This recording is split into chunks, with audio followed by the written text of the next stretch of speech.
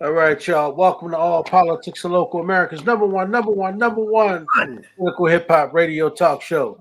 Well, y'all know if it is the fourth Friday, y'all know it is time for the disciples. So, listen, y'all, we've got an exciting conversation, of course, to get in with the disciples today. There's a lot, of course, going on in our country, so we're going to discuss some of that, of course, with the disciples. So that's going to be coming up first at 6 o'clock, and then, of course, uh, we're going to have a conversation with a sister that's going to be coming through. Um, uh, Zaid, you want to say who that sister is Oh that's coming man, through or something? oh, it's one of my favorites. One of this these next generation balls of fire. In fact, she was just texting me, blasting me out about it. Something else that I need to fix that I thought I fixed already. Maria Lopez Nunez from the Ironbound Community Corporation, who was just appointed to President Biden's Environmental Justice Advisory Board. Uh, Young sister, but already very much a veteran on the question of environmental justice, immigrant justice, and housing justice. Kids got the goods. I'm very proud of her. She's going to be on at 7 o'clock. All right, all right. And then, of course, we've got another exciting conversation that's going to be coming on right after that at 7:45 with our brother Larry Ham, and I understand that another brother is going to be joining us as well, brother Zaid. And Reverend Charles Boyle from Salvation and Social Justice. Okay, Justice. okay. We'll unpack that Chauvin verdict and what does that mean for our people nationally? What does that mean for our people locally? This is all politics, are local. That is right. So, of course, I'm Ed Riley, one of your hosts, and then, of course, that's Brother Zaid, another one of your hosts. So, we actually just sitting in, of course, with the lovely and beautiful sister Reverend Roundtree, who just joined us. So, this is the disciples. So, we're gonna throw it to them, and we'll jump in whenever we fit in. Right. But of course, we'll give it to y'all. And by the way, peace, Queen. She's muted. We muted. Come off mute. And she's steady. She's Come steady. off mute. You on mute? She already firing. I'm never on mute. Lord help me. Something's wrong when I'm muted. Lord, salam alaikum. Ramadan Mubarak. Grace and Ramadan Kareem, thank you for that. peace. Good evening. Good evening. Honored to be back on All Politics and Local, where this is the number one hip hop.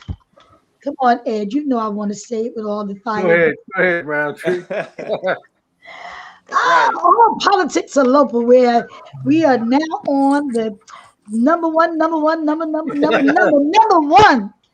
hip I'm hop. gonna put you in rotation. You keep that up. I'm gonna take that and record it. Right. Yes, sir. All right, all right. So, greetings to you once again.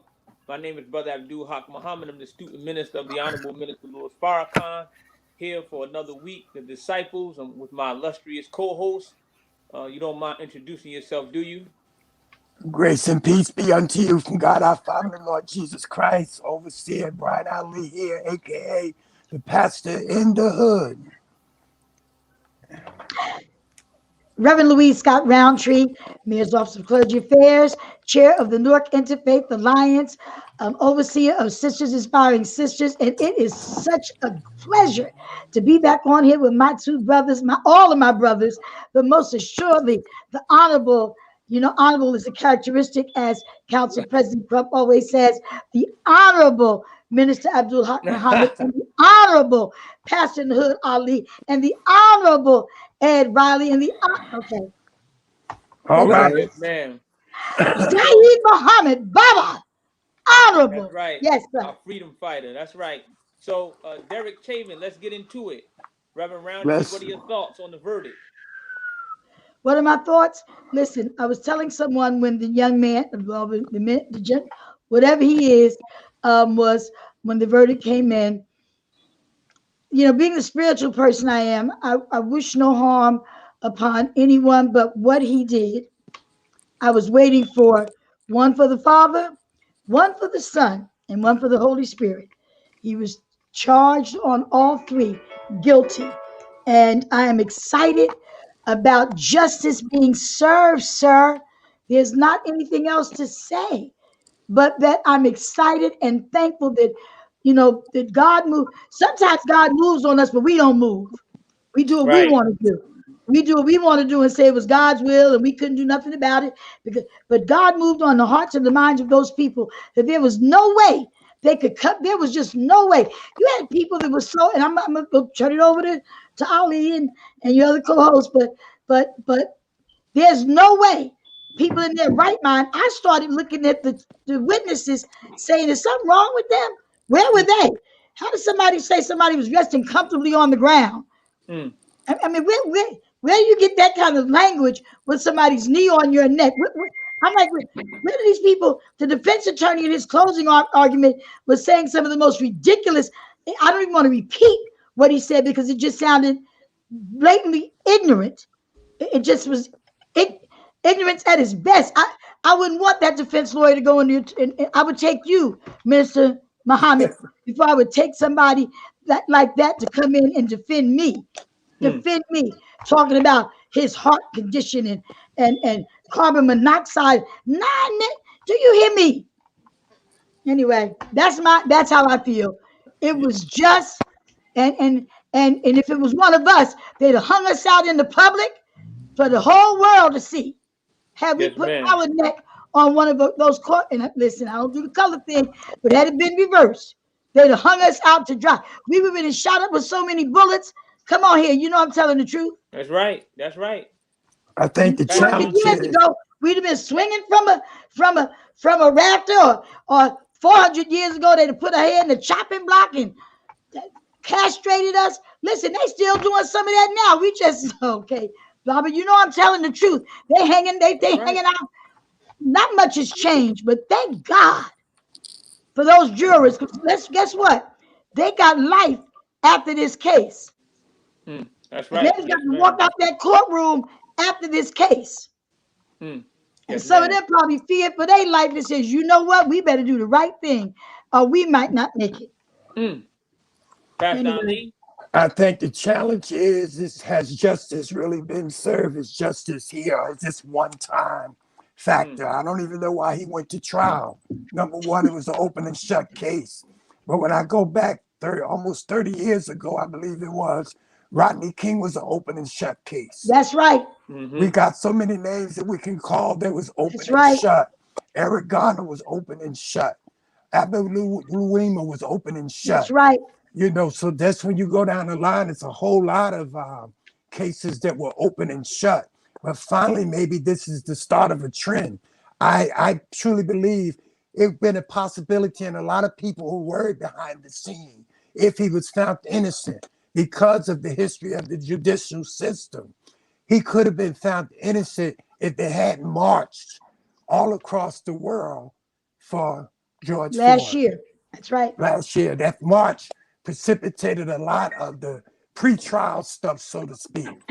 If people hadn't got out there of all colors and marched and would not bow down in the midst of COVID-19, would not bow down, that set the stage for him to be found guilty.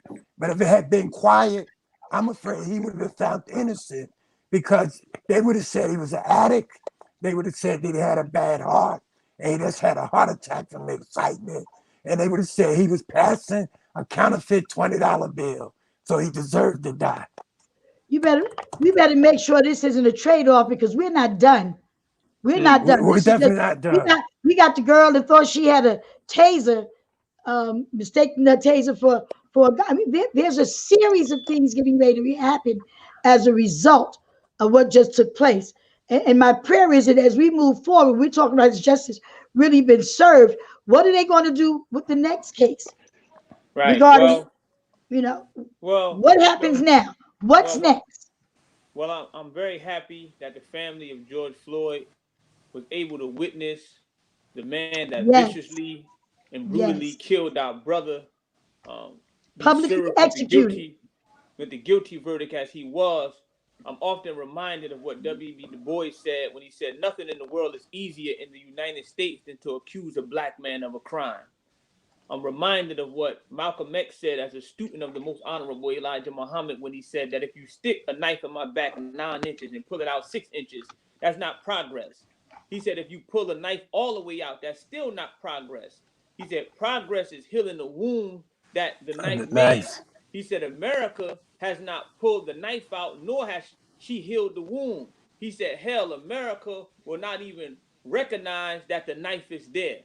And I'm afraid, as you were just saying or alluding to, Reverend Roundtree, that what Black people in America are about to experience is what we know all too well, white backlash. That's What right. happens when white people begin to react negatively because of what appears to be racial progress by another ethnic group. We saw it during Reconstruction. We saw it during the Civil War. We saw it during Barack Obama's presidency. That's right. And that's why the Honorable Minister Louis Farrakhan have taught us that most of us that talk about white supremacy, we have never understood the architects of white supremacy. Therefore, we continue to remain victims of white supremacy, which has at its root an idea which says I'm better because I'm white. And this is why Marcus Garvey said that potentially every white man is a Ku Klux Klansman as far as the Negro in competition with white people socially, economically, and politically is concerned. So you convict Derek Chauvin, but you kill a 16-year-old in Ohio. You convict Derek Chauvin, but you kill a 13-year-old in Chicago. My God. You convict Derek Chauvin, but you kill a 17-year-old in the bathroom in Tennessee. You convict Derek Chauvin, but you kill a 20-year-old right there in Minnesota. You convict Derek Chauvin, but here you harass some young Black and Hispanic children who are riding their bikes in Perth Amboy. So Don't forget the 13-year-old that had his hands up. He said, yeah, I mean, so again, like you said, you want this just a trade-off, Reverend Roundtree, and we really have to make an agonizing reappraisal of where we're going and what is happening in this country as it relates to Black people and police brutality. That's right. so true, so true, on that, so true. On the verdict. This is your session. Y'all are rocking. Y'all are on point. Oh yes, You're sir. absolutely on point. I gotta right? throw it out there. No, you are absolutely on point on all counts, right? I want to just, there's some things that we got going on locally. I want you to bring you back to also. That I want you to appreciate because we've got some fights here in Jersey, right? Jersey City, we just caught a case out in Jersey City where the police actually ran the car up on somebody and busted them up, and right? hit the brother. That's right. That's right. And we still got caught Darcy from New Year's. We got called that New Year's Day shooting, right? And that's Rod Simpkins. He's got a history. He's got a history. Well, listen, 10 years ago, when we went to the ACLU to put in the petition to the Justice Department, his stuff came up 10 years ago. He's one of them jump out boys who were telling folks straight up, you ain't got no rights. We the police. We're going to shake you down, and this is what it is, right? So this is why civilian oversight and civilian control of the police matters. Because when you have the kind of proper documentation and oversight, folks start acting out, you can take the legs out from under them and get them off your force before they do something really crazy and somebody gets killed. Absolutely. Chauvin has a long history of breaking people up and busting people up and putting people in the ground. And if it made it into court, that's right. It's considered prejudicial. Dig that. Follow me here. That is the lawyer on the set, right? It's considered prejudicial when you bring all that other stuff in, right? So we had Mel Reeves with us last week, and Mel did a dissection of the jury. And even though it was multiracial, the backgrounds of most of the jurors were questionable. So, we were fortunate and good to have gotten what we have gotten, right? And then you're absolutely right. The whole question of our kids in the street giving us the hottest summer on record in terms of protests since the 1960s. And I would say also, some of us are old enough to remember the 60s. Most of the time when we're marching around the question of these police, we were marching by ourselves. Hey, brother, so this is important. Let me just speak to that because, see, that's important because Dr. King once said a social movement that moves only people is merely a revolt, but a social movement that moves both people and institutions is a revolution. That was a And revolution. when we Go look ahead. at the institution of policing in this country, we know historically that a legally sanctioned law enforcement system existed in this country before the Civil War, and its primary function was to control the slave population and to protect the interests of the slave Absolutely masters, right. the slave owners. Absolutely. I think that the primary attitude upon which many of the police in this country operate, it was spoken of in 1856 or 7 by Chief Justice Roger B. Dred Chambers on the Scott. decision. Yeah. The Dred When he Scott said that- decision. When he Black said man that has no the rights current- that the white man is bound to right, he respect. said the current or the former slaves and their descendants have no rights which any white man is bound to respect. Absolutely. And that seems to be the idea and the philosophy that many of these police govern our communities with, not their own, but our communities with, because they've always had a fear, an innate fear of us as Black people. When you look at a lot of the research that has been done as it relates to how white males see young Black men and women, they always see us as much older than we really are. And that contributes to how they handle us and how they deal with us, because they see us as being savages. They see us as being inhumane. And that's how they handle us, and that's how they deal with us. They don't deal with their own like that, but they deal with us like that. And we see the gross parallels between how they police us in our community and how they police their own in their community. Absolutely. Now you also mentioned Dr. Du Bois. I'm gonna bring Dr. Du Bois back to the conversation, because everybody should own the book Black Reconstruction. Yes. While that talks about the whole question of the place of our ancestors and actually saving this country from their crazy selves with their races. And that's what our ancestors did when we won the Civil War, right? There's a whole aftermath of the destruction of Reconstruction. And he ends talking about the whole question of how racism was institutionalized, expanding on the slave trade and the policing of Black bodies using pseudo-scientific racism. So this stuff is thick, deep, multi-layered, and the police are the physical edge of what we're talking about. We got a whole lot more to do before we straighten this whole country out. That's right. So there's some quotes by some gentlemen I would like to also throw out there before I throw out Janella Frazier's name because of who she was. But I know you guys know a gentleman named Thurgood Marshall, and Right. you know that he made the statement of the Ku Klux Klan never dies. They just stop wearing sheets because sheets cost too much. That's right. You know, That's right. and that is a fact.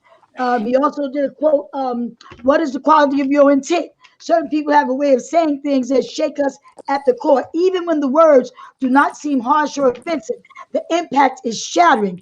What we could be experiencing is the intent behind the words. They've been saying stuff and doing stuff to us for centuries, and it has not stopped.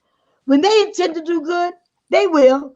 But when will they intend to do good? Which leads me to thank God for that sister, Darnella Frazier, because the film that she captured, even when they tried to fool and confuse a jury about what they saw, you know how there used to be a song in a secular song, Ali, it wasn't me. Yeah, That's yeah. right. It wasn't me. Yeah. You know, the guy got caught by his girl, and he was like steady telling her, but now we know what our eyes see. And they literally tried to make it seem like what we were seeing on that video was not what it was. That's right. So thank God that we are not blind to the fact. Some folks turn a blind eye. We tired. And that eye for an eye leaves everybody blind. I say that all the time when they say eye for an eye. Yeah, but we keep taking everybody's eyes. Nobody gonna see nothing. So we need to watch as well as pray, keep our eyes open, and continue to advocate. We got so much going on in this country right now regarding racism and white supremacy, and it's enough of us.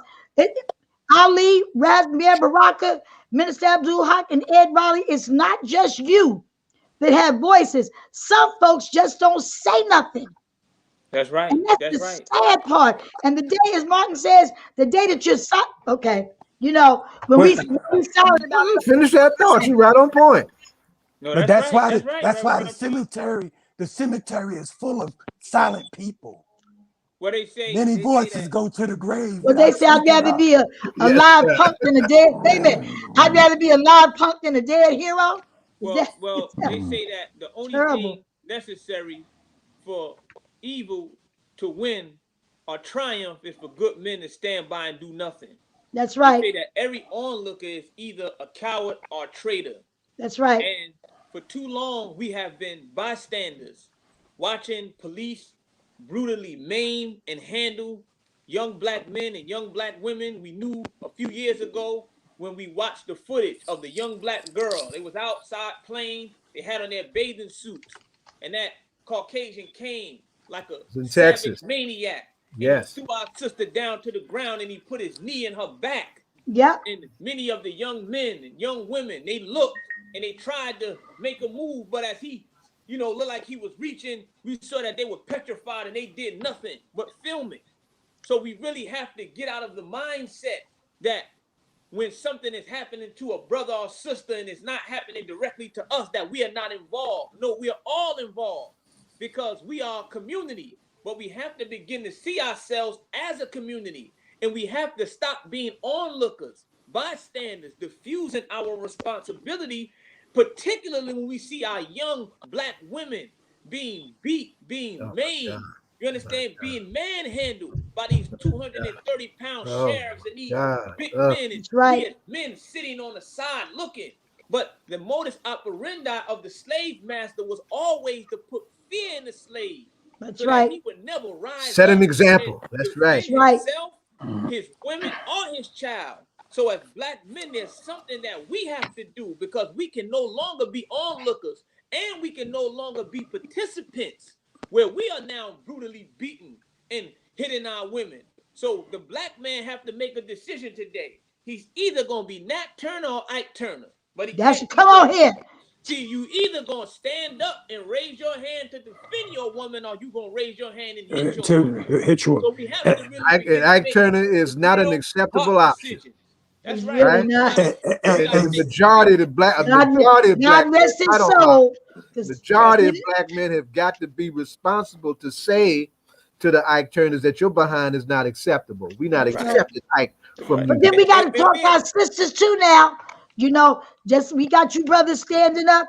And just like I was just saying about that paraphrase from Dr. King, it was a paraphrase statement. But the truth is, our lives begin to end the day we become silent. And a lot of lives end because we don't say nothing. And I'm not going to put it all on the brothers because the truth of the matter is some of us sisters got to be able to stand up and say, okay, because an Abdul Haq going to protect us. Ali going to cover us. Ed Riley, you got our back. But for the ones that succumb because of various circumstances, because they're looking for love in all the wrong places, and for whatever reasons, they accept some of what they're going through. And I'm just talking about abuse now. We're not talking about what happened to our sister regarding what went down in Georgia, that being manhandled and arrested, standing up for something that was in the best interest of the people. Or that she didn't do it. There's a two different. I'm trying to get it for the show.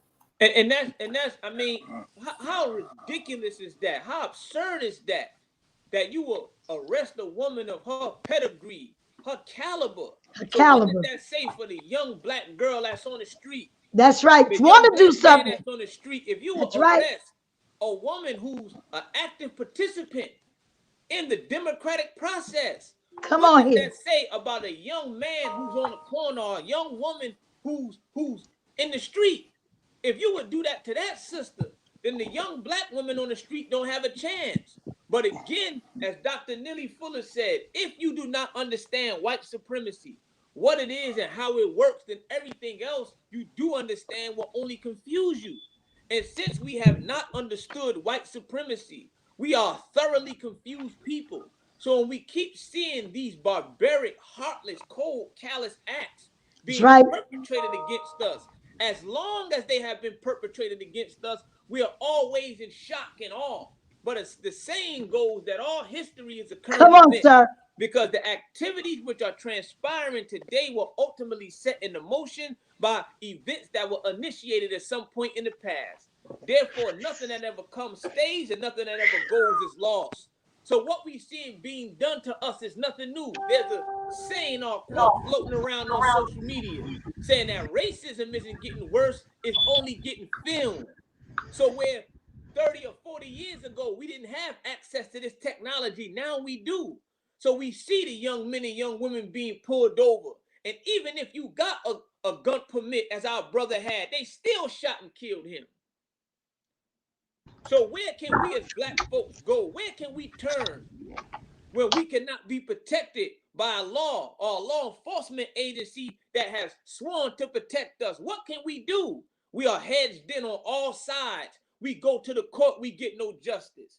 We go to City Hall, we get no justice. So again, we as a people, we really have to make an agonizing reappraisal of which or what is the best way to go moving forward. But moving forward, we've seen, in light of the verdict that was handed down in the Derek Chauvin case, we saw some of our local organizations come together. People Organization for Progress, Brother Larry Ham, our brother Mayor Ras J. Baraka was there. Brother Ryan Haygood from the New Jersey Institute of Social Justice was there.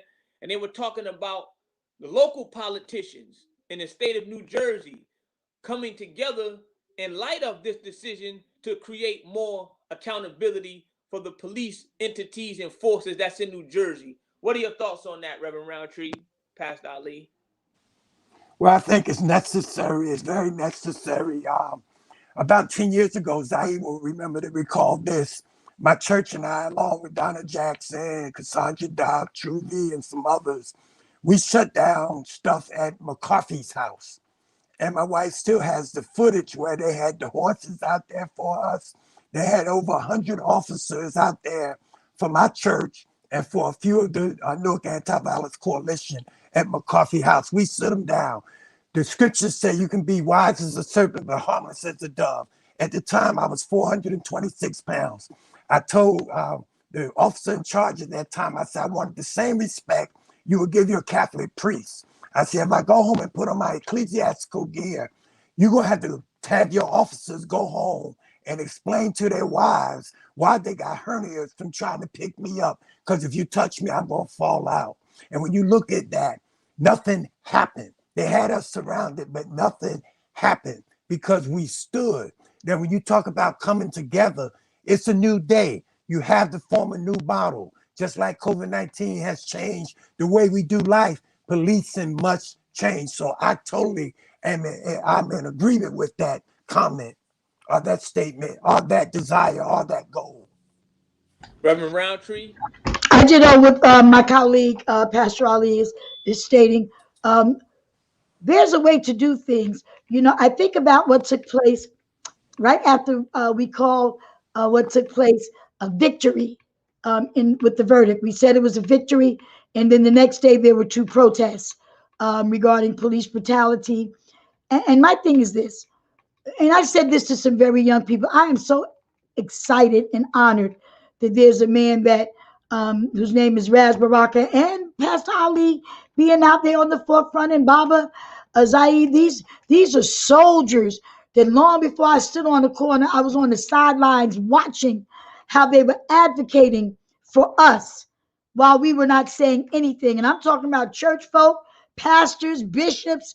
If it wasn't their agenda or for something that they personally wanted to address, one thing I can say is that these people or these individuals or those that I've just named were about the advocating, and they were activists for the body of the people. And that is so, so, so important. I asked some young people, Brother Ed and Minister Abdul, the last protest that happened during George Floyd in the city of Newark. I asked the young people, I said, so what is your plan? When you finish down here for 2-3 hours, screaming and yelling, what is your agenda? And a couple of them couldn't give me an answer. See, one thing for sure, what is it? My friend Joanne just said 2 things for certain and 1 thing for sure. Ali, there was an agenda. I mean, you had a plan. So when you finished speaking, you was gonna walk away with something, at least a conversation about something. The problem now is people are so busy making noise, they're not even waiting on an answer. If that makes sense, we're so busy screaming about what it is we want, but are we actually moving? There was a protest I went to, and I asked the people, I said, what do you want? You're blocking the entire street. People, all elders can't get to their homes. They had tents across Ferry Street, Market Street, and it's okay. I said, what do you want? What do you want? They said they wanted to speak to Senator Booker and Bob Menendez. I said, that's what you want? Let's see, can we make it happen? And a lot of times, if people have an agenda, they just want something done. Right. They want something done. What are we trying to get done? What are we trying to get done, Minister Abdul? I think what you said was so profound. What Ali said, I totally agree with. You guys have shut down things, but you walked away with results. We got to keep doing what we do and make sure that we leave with the results, not let them tell us, okay, we're going to get back to you, and you walk away still empty-handed. Well, I think when we definitely talk about Larry Ham and Love it. Saeed, we know that for a long time they've been advocating for the civilian complaint civilian review board. We know that in 2016 it looked like it was going to happen, but I believe the New Jersey Supreme Court shut it down or gutted it.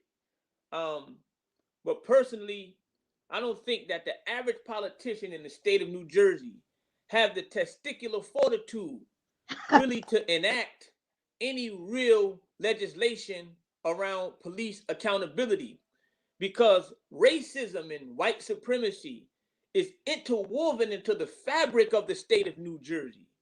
And that's why when you look at our state capitol, it's named after a notorious repudiated slave master, William Trent. So many of the laws that come out of Trenton is laced with the same philosophy of the slave master after whom the capital is named. When you look at New Jersey, the last northern state to abolish slavery in 1804 with the Gradual Emancipation Act. When you look at New Jersey, the last northern state to ratify the 13th, 14th, and 15th Amendment. When you look at New Jersey's history, I think New Jersey was the first place to put our Native American brothers and sisters up on a reservation in Burlington County. So when we talk about Black people in New Jersey or police accountability in New Jersey, it's definitely an uphill road. Why? Because of how deeply rooted racism and white supremacy is in this particular state. So again, we're going to have to fight. I was listening to WBGO and they were talking about all of the police killings and shootings, and they brought it back to New Jersey. And we saw what happened in Perth Amboy with some of our young brothers and sisters, our young Black and Hispanic brothers and sisters riding their bike, and how they were harassed and their bikes were taken, and they were told your parents got to come back and come to the station and get their bikes. And then they arrested one young brother. And when I looked at it and where it happened, I was not surprised, because Perth Amboy, which was one of the original capitals of New Jersey, while simultaneously being a slave port and one of the main points of entry for all of the slaves that were brought into New Jersey. So again, racism is so deeply entrenched and deeply rooted in New Jersey. Many of our ancestors used to call New Jersey the Georgia of the North. New Jersey was so racist that in 1863, they tried to come together and create a banishment act because they didn't want any free Black people coming to New Jersey. And if they did, they said that they would be given a fine or sent to Liberia. So New Jersey, again, has a history of white supremacy and a history of racism. And that's what Brother Saeed, Brother Larry Ham, Brother Ras Baraka, his father, Mary Baraka, Brother Ed Raleigh, so many of our great stalwarts have been fighting for in New Jersey to get substantial and substantive legislation passed surrounding policing. A report was done, I believe, Brother Zayed, you can help me. It maybe came out in 98, 99, but was talking about the New Jersey Turnpike and how detrimental and dangerous it is for Black and Hispanic people to ride on the New Jersey Turnpike because they were being pulled over. So, you know, racial profiling. That was Racial profiling. On the New Jersey That's Turnpike. We saw that. So It's again, big. I mean, I don't see much happening in terms of anything substantial legislatively happen surrounding police accountability in the state of New Jersey. But we're going to keep fighting. I'm optimistic, but it's definitely going to be an uphill road. But I think that we have to call out these bourgeois politicians, Black and white, who are not doing enough to make sure that young Black men and women who are encountering the police are safe, because according to the New Jersey Institute for Social Justice, they reported that Black children in New Jersey are 21 times more likely to be arrested than white children in New Jersey, even though Black and white children commit criminal offenses at the same rate. They also reported that Black children are 3 times more likely to face police brutality or force than white children. So these are the disparities that we are seeing happening with Black youth in New Jersey as it relates to the police. So something definitely has to be done, and we'll keep fighting. Than white children. So with Black youth in New Jersey as it relates to the police, we're getting an echo. definitely has to be done, and we'll keep fighting. Than white children. So All right. Let me just add to this, because I and done in relation to that. Yeah, that's you all are right on point. New Jersey is the birthplace of racial profiling. 101 years ago, with the creation of New Jersey State Police, came the birth of racial profiling. This state is so racist they wouldn't even vote for Abraham Lincoln in neither election. That's right, and they passed a peace. So it is indeed the up south state that we know it to be. However, for all of their Banishment Act efforts, for all of their efforts to keep our ancestors oppressed in the slave trade, we are no longer on the plantation, and we have defied banishment. We're still here, and we ain't going nowhere. That's right. And so the question is whether or not enough of us veteran leaders and all these young forces trying to figure out what to do next are mature enough to seize the moment that emerged out of the hot summer protests that was 2020, right? You should know, and I'll put the article in the chat, that there is tension within the ranks of the New Jersey legislator on the Speaker of the Assembly, Chris Coughlin, to put the Civilian Review Board bill up for a vote, right? I personally had a hand in organizing almost 100 people turn out to testify in support of that bill, right? From all over the state and from all walks of life. Listen to me good, right? With our people in the leadership, right? To push that bill forward, right? So the motion is there, the organization is there, right? The will is there, the carrying and honoring of our history is there, right? But we have to, but to Hawk's point, we can have no illusions about what we're up against. So as we try and gear up to seize the time, using Chairman Bobby's language from the party, right? We have to encourage our kids to take that step beyond just protest. And that's what Reverend Roundtree was alluding to when folks are just protesting, just venting anger, just talking about justice as an abstract concept. There's specific things that we want. We want real civilian oversight of the police. We want it just the way we designed it, and we want it in the way we designed it because we put it in place the way you're supposed to put it in place in a so-called democracy, all in the course of democratic practice and principle. And if this is going to be a democracy for everybody, this is what our folks want, and this is our time to make that happen. So it's important, because that bill is going to come up soon. It's coming. There's another bill coming up. And on the question of punky politicians, you right on point too. We got a dude up in Bergen County, right? Name is Gordon Johnson, who's supposed to be the successor to Senator Loretta Weinberg, a progressive white female senator who's putting forward the police transparency bill. Now he's behind closed doors telling folks that he ain't about the civilian review board, particularly the key part of subpoena power. I let my folks in Bergen County, I said, y'all need to turn up the volume on his behind. Turn it up on his behind. That's right. That's right. And he should be falling in lockstep with the Black Legislative Caucus and the United Front. Everybody should be on the same accord of that. But he's trying to honor his relationship with law enforcement because he's a former law enforcement. You know how they get down. That's the problem. Right? If you got the time has come. Back to Hawk's original point, you either gonna be Nat Turner or you gonna be Ike Turner. Ike Turner. That's right. You ain't gonna be swinging on our folks. That's right. Right? And if you're gonna be representing somebody who wants some votes, you're gonna be swinging for our folks. Come on here. For our folks, not swinging on our folks. So right on, we got to tell our babies to keep pushing. I'm gonna invite all of y'all to our statewide meetings because we need more voices. Minister Abdul, and if you allow me just to come in on that horse with you, Baba. The truth of the matter is, 50 years ago or more, the Honorable Imam Baraka introduced, talked about, argued about, fought for. CCRB is not anything new. What is awesome is that we haven't given up. So many times we'll put something out there and then we walk away from it. Larry Ham has not walked away. Raz Baraka has not walked away. The mayor, Baraka, he earned that. I don't like to call him Raz Baraka. He is the mayor. Baba Zaid has not walked away. We as a people are so easy to give up if we don't get it in our time. Our ancestors didn't give up, and this is the thing that our young guys. Y'all didn't give up. And watch this.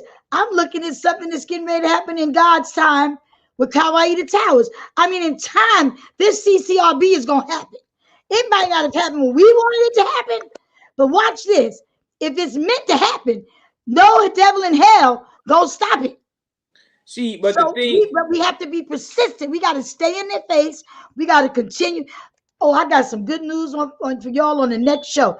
I can't put it out now, but you know they say history repeats itself and stuff comes full circle. And karma is not an illusion; it's real. What you do unto me is coming back to you or somebody somewhere somehow. So I'm just thankful and excited about the CCRB because I'm going to speak those things as though it is because I believe it's going to happen, Baba. We just going to stay persistent. Your brother down there that's going to take Loretta's seat ain't going to stop it. It's coming. And I believe we're going to live to see it. This is so funny. You know, it's so funny. Me and Baba and Ed, we consider ancestors now. Ain't that a trip? Who said that? Well, not ancestors, dinosaurs. Dinosaurs. Well, dinosaurs. Look, the Honorable Minister Louis Farrakhan said to us that attitudes, when they harden, they become beliefs. And from beliefs, you get laws. And laws doesn't necessarily change the attitude of those that implement and institute the laws. So laws has always been passed in this country for the protection of Black people.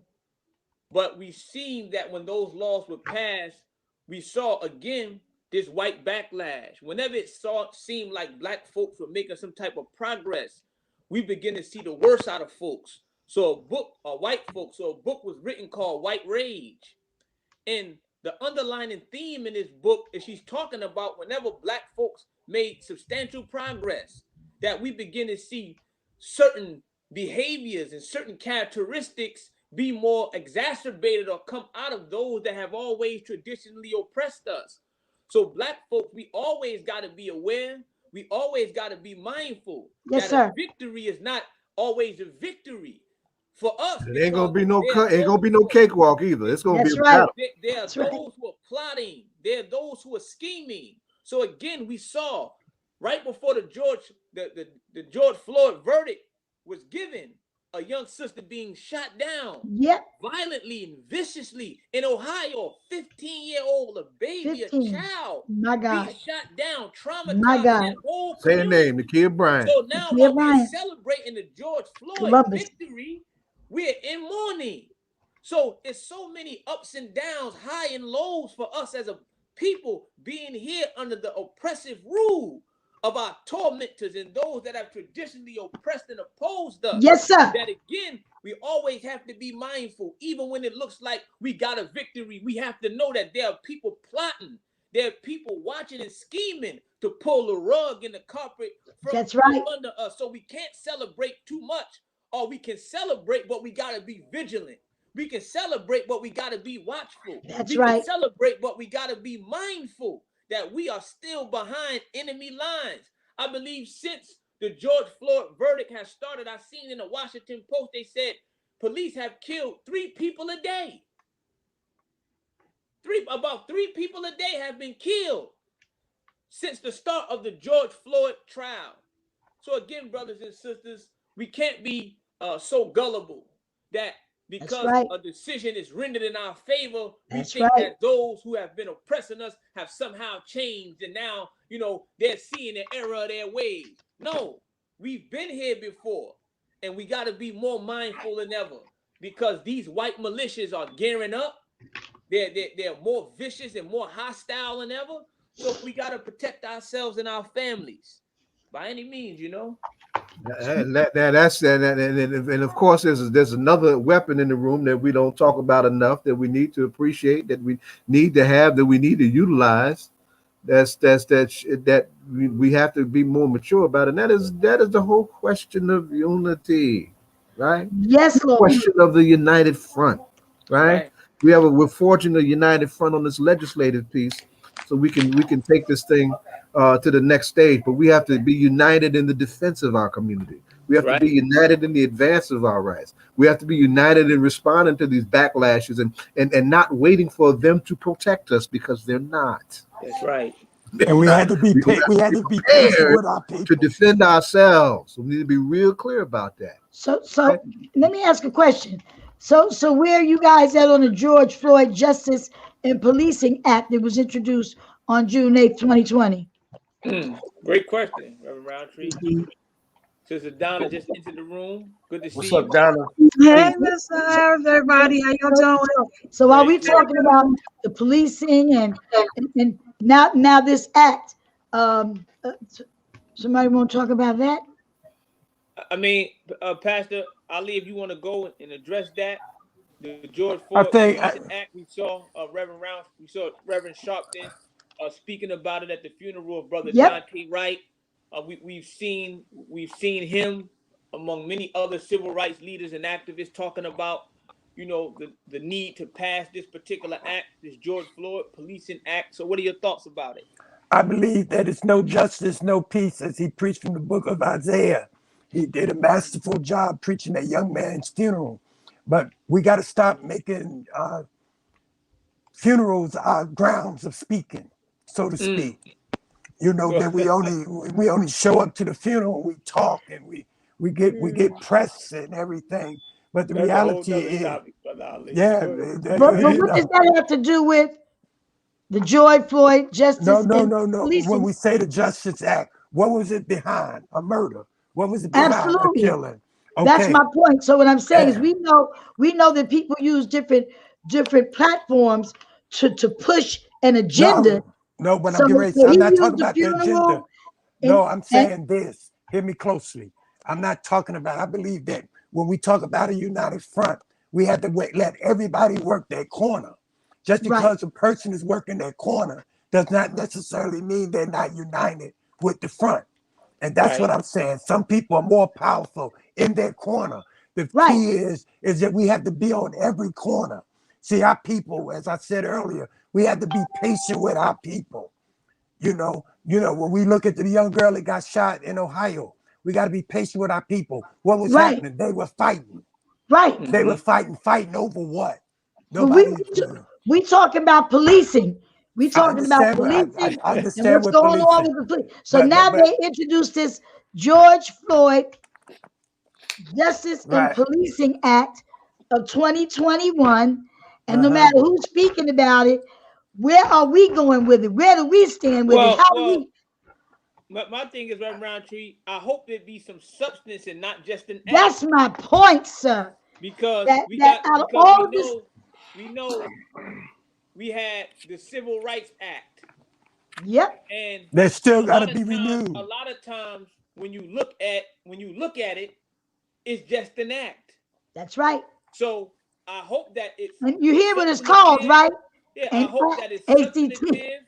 I'm saying it's something that we do need, but I hope that it's not just a veneer, but that it's substantive. Again, we talking with brothers IE Pacifier. about the about the civilian review board, and us trying to introduce it, and all that is involved in it. But I hope that it's not gutted. You understand? I hope that it's not gutted with. I hope it. What I'm saying is that I hope the substance is not taken out of it, where it's just again a show. Yes. It looks good. We got Yes. it. We feel good. You understand? Yes. But it's really not. It's really not giving us what we as a people need, and that's justice. And So that's why again, to subpoena keep that- power is It's needed. so relevant. right. When you have no Good, but I subpoena hope- power, I'm Go just ahead. saying, CCRB is we've been here irrelevant without before. that. I mean, it's relevant, but that subpoena power is the power for the CCRB. Without That's- subpoena power, you just got another board that's doing some work and pushing paper. And I'm not saying that it's not relevant, and I'm not saying it's not going to do some significant work, but that subpoena power is the key. power. That's what I'm saying. I hope that it's not gutted.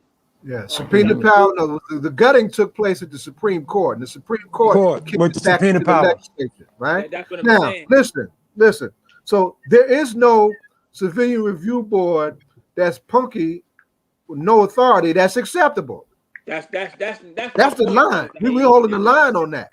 That's my point. So I want that to hope be the George real clear. Floyd Act- We're fighting for something that's real, that's got teeth, right? And something that's going to do the job. There are civilian review boards all over the country. They started in '66 in New York when the PBA chumped off then Playboy Republican liberal Mayor John Lindsay. How many of y'all remember that dude?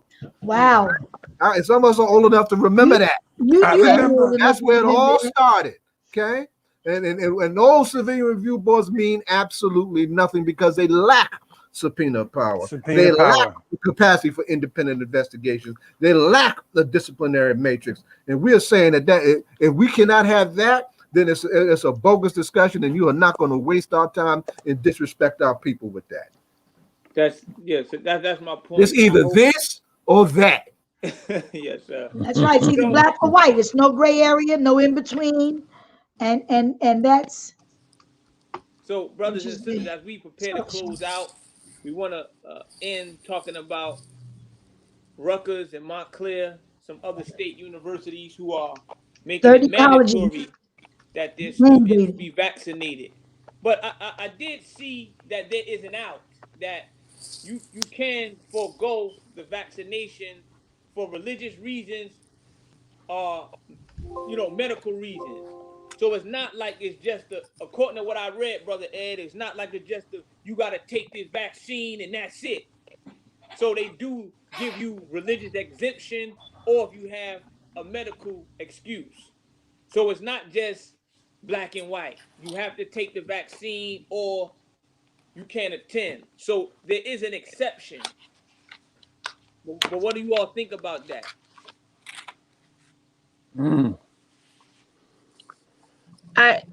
For me, Yeah, I'm sorry. Go ahead, Pastor Albert. No, go ahead. No, go It ahead, is. Donna. Hold on. It's Am I going right, to be Brother like Ed? the flu shot.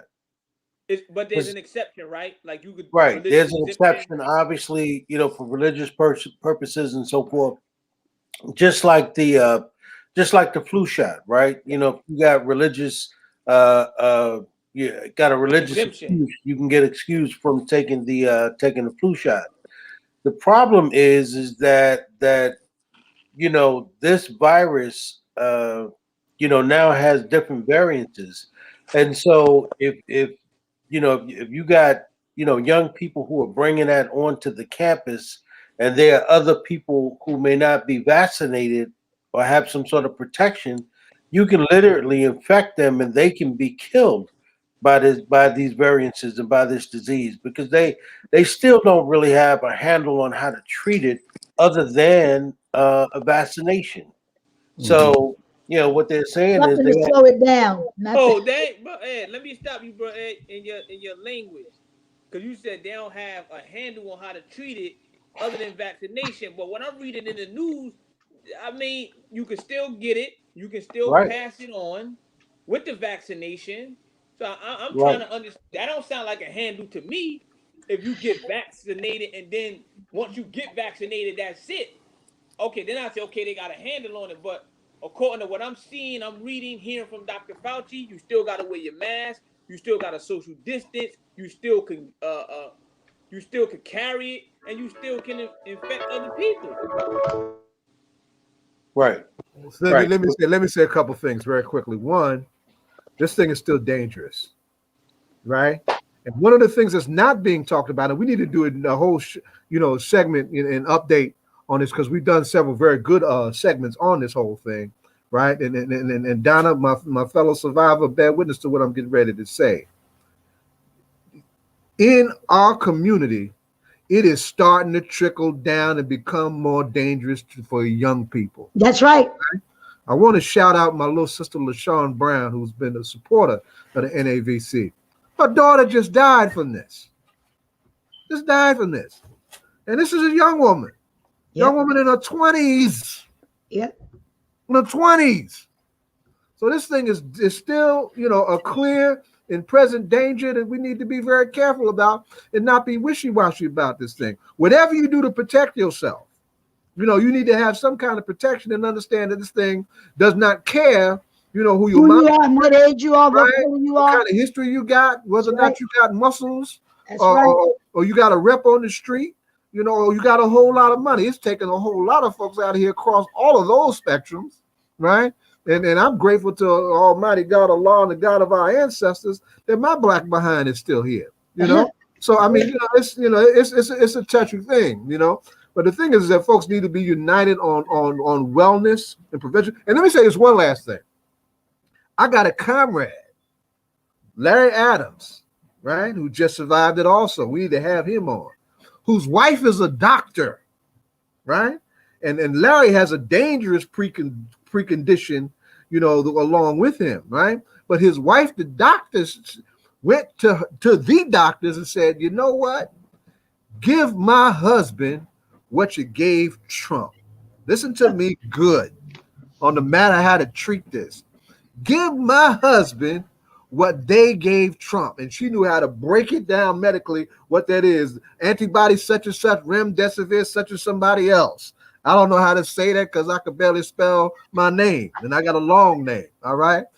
Right? But she broke that down. They gave that to her husband, and it saved his life and turned him around in a relatively short period with a dangerous pulmonary precondition. So there is treatment options, but because there's a class struggle in this world, led by these blood-sucking racist capitalists who want to keep things privileged for these snot, filthy, wealthy minorities of the world, it's not available the way it should be. The vaccine itself is not available the way it should be if you look at its capacity to be distributed around the world. Cuba's ready to give the vaccine more to most of Latin America, more than America would itself. And Cuba is a poor country that just happens to be socialist. Holla if you hear me. Hey, brother Ed. Yes, sir. Hey, brother Ed. We need to get that sister on here. Yes, sir. We need to get her on here so she can. Minister, it sound like you heard me. She said to them doctors, we need to get her on here. Bring on here, Zaid. So Minister Hawk, we need to get her on here. I'm listening. but Minister Hawk, what I want people to be clear of is that it's a vaccine. The vaccine is not the cure. The vaccine is that if you get the vaccine, perhaps you'll get the cold and not the flu.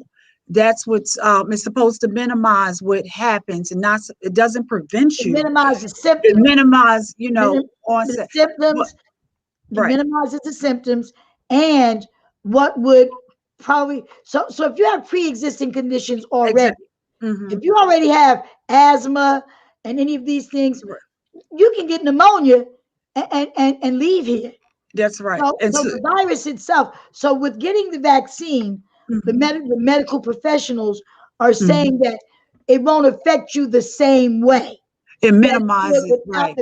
the vaccine. So it's not a cure, but it is a way to keep you from what we Dying, went through yeah. back in March, people dying by the hundreds per day. That it prevents. And what I was going to say, I actually just took the vaccine, and I took my first one last week. And if people and so I did Moderna, so I have to do 2 shots, and my second shot will be the 15th of May. And I had COVID. I took the vaccine, and so my body should have some type of response because it recognizes that something similar like this has been in your body before. So the next day after the vaccine, I was just very tired, and I pretty much slept the whole day. So I'll update you on after the 15th when I take the second shot. And you had to wait 90 days. Is that correct? Because they normally say that so you had it, right, and you what they're can't saying take the that vaccine immediately. You have to wait 90 days. There's a process before you can get vaccinated if you've had COVID. and Now, in my let me case is ask this question. and What in my- did your doctor say before you got it? go get the vaccine. And you know what, and because I was concerned that because I had COVID that maybe I should take Johnson, just reading and things like that. And what my doctor said is just go get you a shot and protect yourself because you can get it again and there's different variants out there. So he said, go get a shot. And in my case, it had been a year, but I still have antibodies. So perhaps maybe I didn't need to, but in this case, he said, because I have very bad asthma. And so I have several pre-existing conditions, and asthma being one. Right. And so he was like, go get the shot. That's what he said. Well, I'm gonna say, God bless us all. Yeah. As we walk through the valley of this shadow of death. I'm not here to. That's where we're walking. Yeah, and it's a personal decision. Yeah, right. It's a personal decision that Mhm. everybody has to make. I know what my leading teacher told me and instructed me not to do. Okay. And I'm gonna follow those instructions and what he told me, and he said it to the world. But everybody got to make a decision and do what they feel is best for them and their families. And as your brother, I just would pray that Almighty God will protect you all and bless you all as we try to navigate through these uncertain times. So it's 7:02. But we got time for closing remarks. Yeah, go ahead. So Reverend Roundtree, go ahead, dear sister. She on mute. Look at Reverend Roundtree on mute. Always on mute. She always on mute. I'll be over here yelling at some of the remarks y'all making, and I'll be all excited. And I don't know what Brother Jonathan to be hitting me up in the chat. So I mute your mic. You're talking, yeah, we can hear you.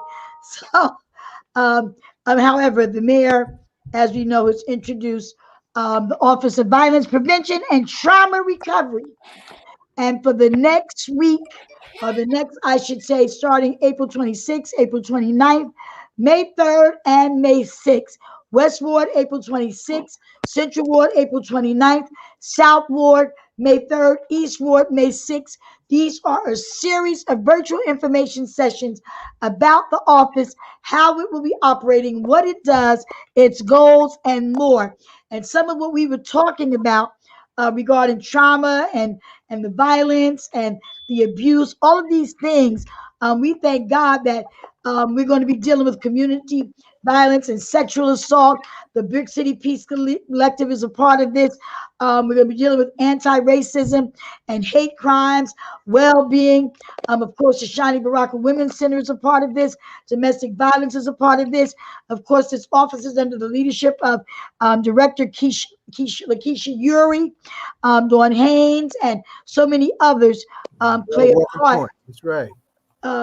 In this, and this is going to be, listen, we've got to be a part of the solution and not complain and about problems that we're not trying to assist with helping to resolve. If we're not going to help to resolve them, then we need to learn from those who know how to do it and just leave it alone if it's not our area. Also, next week on Tuesday, April 27th, there's a citywide drive up and go food distribution. There's no pork being served. Pastor Minister Abdul Haq Muhammad. We give out fresh fruit and vegetables. The mayor, the chief of staff, they with the team from the city, volunteers, aides for the city of Newark have been doing this for quite some time. But this Tuesday, they will be at Fleming Avenue and Brill Street. And there's so many things. I want to also give a shout out.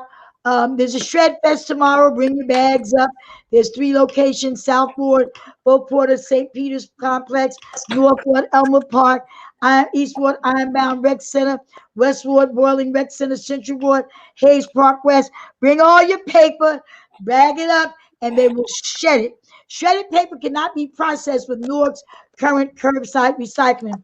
The vendor can recycle shredded paper through their resources. Just bring it to these locations between 9 and 12 tomorrow. The last thing I want to say in my closing remarks is that human trafficking is real. It's not an illusion. They've been snatching our babies and putting pictures on milk cartons for years. Well, it sort of touched home today. And I don't know whether I'm out of order, Baba. No. You come because I have a mission especially for you on that. Keep coming. I'm going to call you afterwards. Keep coming. Okay, with this. But one of our comrades' daughter is missing. Sharif Amenhotep, his daughter Sanaa. That's right. Yeah. And she's been missing for, was it about 14 or 15 days? It's been quite a few days now. Since April 5th. Since April 5th. And the clergy have been addressing human trafficking. This is not a popular subject. It's not a popular subject, and some stuff we don't even deal with. We don't look at it. We don't talk about it because it didn't happen next door to us. Well, now it's in our backyard. We talk about the white man's riding around, picking up, looking for the children. This stuff is real, brothers and sisters. And now one of our comrades is down in South Carolina trying to find his baby. The clergy did a seminar on human trafficking about 3 months ago. And we'll be doing another one on May 22nd. And of course, you'll hear more about that through Brother Ed. I'll just get you all the information. But we need all the help we can get. If you know somebody in South Carolina or the surrounding area, you can go to my Facebook page. We want to bring this baby back. God, we asking God to send her home, that whatever's going on, that this mother and this father can get some peace, and any mother and father right now. But right now it's in our home. It's one of our brothers. It's somebody that's connected to us. It's an unspeakable nightmare. Come on. That's right. That's and what right. we need to do. And you're going to love the mission I got for you. Call those folks we know in these areas and send that picture via text, via email, any way that you can send it. Because it could have been one of our daughters. It could be one of our sons. They ain't just snatching baby girls. But today is Sanaa. And we want to help our brother Sharif. He's been out there on the battlefield for a very long time, advocating, speaking truth to power. What you guys do and what we do is not always something popular. Some of the things we have to speak on is not, and it's not supposed to be comfortable. We're not supposed to be walking around here with marshmallows and hot chocolate, having come by y'all moments when our people are crying, hurting, and our babies being snatched. Make it plain, Queen. We're not. Life is not going to always be like that. We have a victory. Yes, we got the victory with the 3 counts of being guilty, but life is still going on. Mess is still happening. We still being killed. Lieutenants are being sprayed with mace, sitting in their car. That brother is related to Eric Garner's mother. She didn't even know it was her family when they sent the text her. We got a lot going on. And when they snatching our little brown babies and molesting them and doing all the things they doing to them, we pray that this brother's baby come back unharmed. The devil is still a devil. That's right. We praying for that. Not to fight the devil. And we praying for his Crusaders, keep your swords ready during this storm. So that's all I wanted to leave on this note, that we as a people know that our babies, not just our elders, We talking about that boy that was sitting in his car, Brother Ed, Minister Abdul, when the cop, Jose Gutierrez, or whatever his name is, walked up on him, telling him to get out the car. Oh, they released him from his assignment immediately. But look at the humility that this lieutenant in his uniform, sitting in his car, went through. So we got a lot going on with the police and the racism, and no matter how good you looking. Brother Hawk, you had an incident. We don't know whether the police are involved. We don't know who involved in this with this baby. I mean, I don't know. I just want her back safe. And Minister Abdul Haq, you said it. I'm going to close on this. You said it one day. You called me because you had an incident. You said if the police did what they did to me, a brother that don't have a bow tie don't stand a chance. Remember that night? That's right. Yes, ma'am. Yes, Why you ain't call us? No, But it was okay. but Brother Bring Ali, our sister home. Bring our brother- sister home. Bring our baby home. Wherever you are, whoever you are, I know that this audience, y'all have some folk in South Carolina, North Carolina, West Virginia, wherever, all over, Puerto Rico, wherever. Circulate. Bring her home. Bring her home. Sharif, we praying for you, bro. We keeping you lifted up. And also, Sister Brown, we praying for you and the loss of your daughter. And all I got to say, and all I get understanding. You understand? Yes, sir. Get I just want- understanding. If I could just read some of the numbers, it's a $10,000 reward. Yes. You can call 973-280-8351. That's 973-280-8351. Or you can also call 803-576-3000. That's 803-576-3000 or 1-800-843-5678. That's 1-800-843-5678. So, Brother Sharif, we are definitely praying for you and your family. We pray that God will move expeditiously and intervene in our affairs and help us as we try to find your daughter. So thank you, Brother Ed, Brother Zaid, Sister Donna. We appreciate you. Until next time, may God great bless segment, you all. y'all. Assalamu alaikum. Love to all of you. All right, y'all. Thank you. Have a good weekend, guys.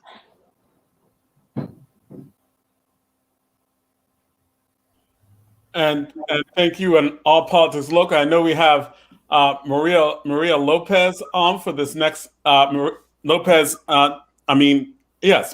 Nunez on for this next part. Zaid, you have been talking about getting Maria on the show. Excuse me, Mr. Austin, the Honorable Maria. Yes, we should say the Honorable Maria. Yes, absolutely. And I know We got that a pleasure. about getting her back on this show. That's what Y'all my baby said.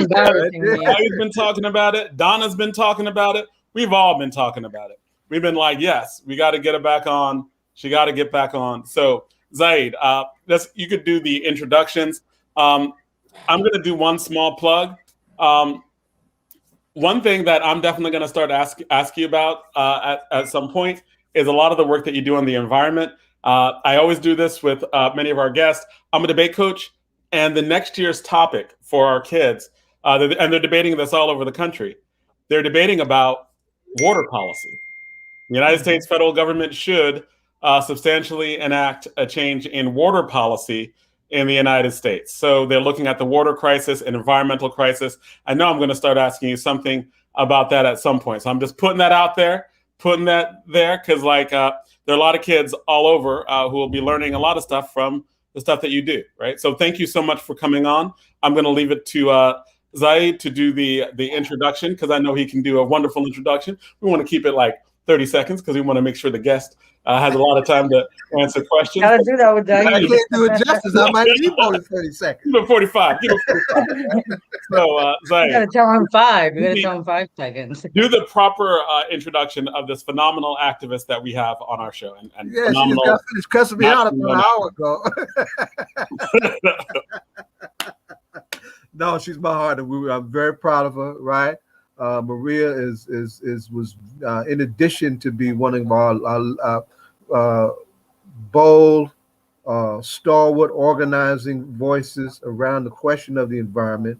She is just as tough on the question of immigrant justice. She is just as tough on the question of housing justice, right? And quiet is kept. She's in the trenches making noise with us on this police reform stuff. And is one of the sharpest and clearest voices on this, right? Her and Keisha, I worry about because they are so, because they're so fully loaded, they're also almost overwhelmed with so much, right?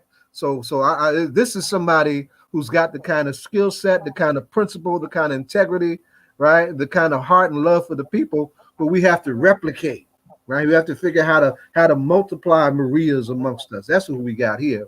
And she's so bad, even the neoliberals had to pick up the phone and call her. She was just appointed to President Biden's Environmental Justice Advisory Board, and they called the right one. They called the right one because her voice is going to be a no compromise, no sellout voice in that circle. So we're very proud to have her. She's been here before, right? She knows how we get down, and we have her again, and we're going to have her again and again because she's the kind of voice that we need here for our people. Y'all got it.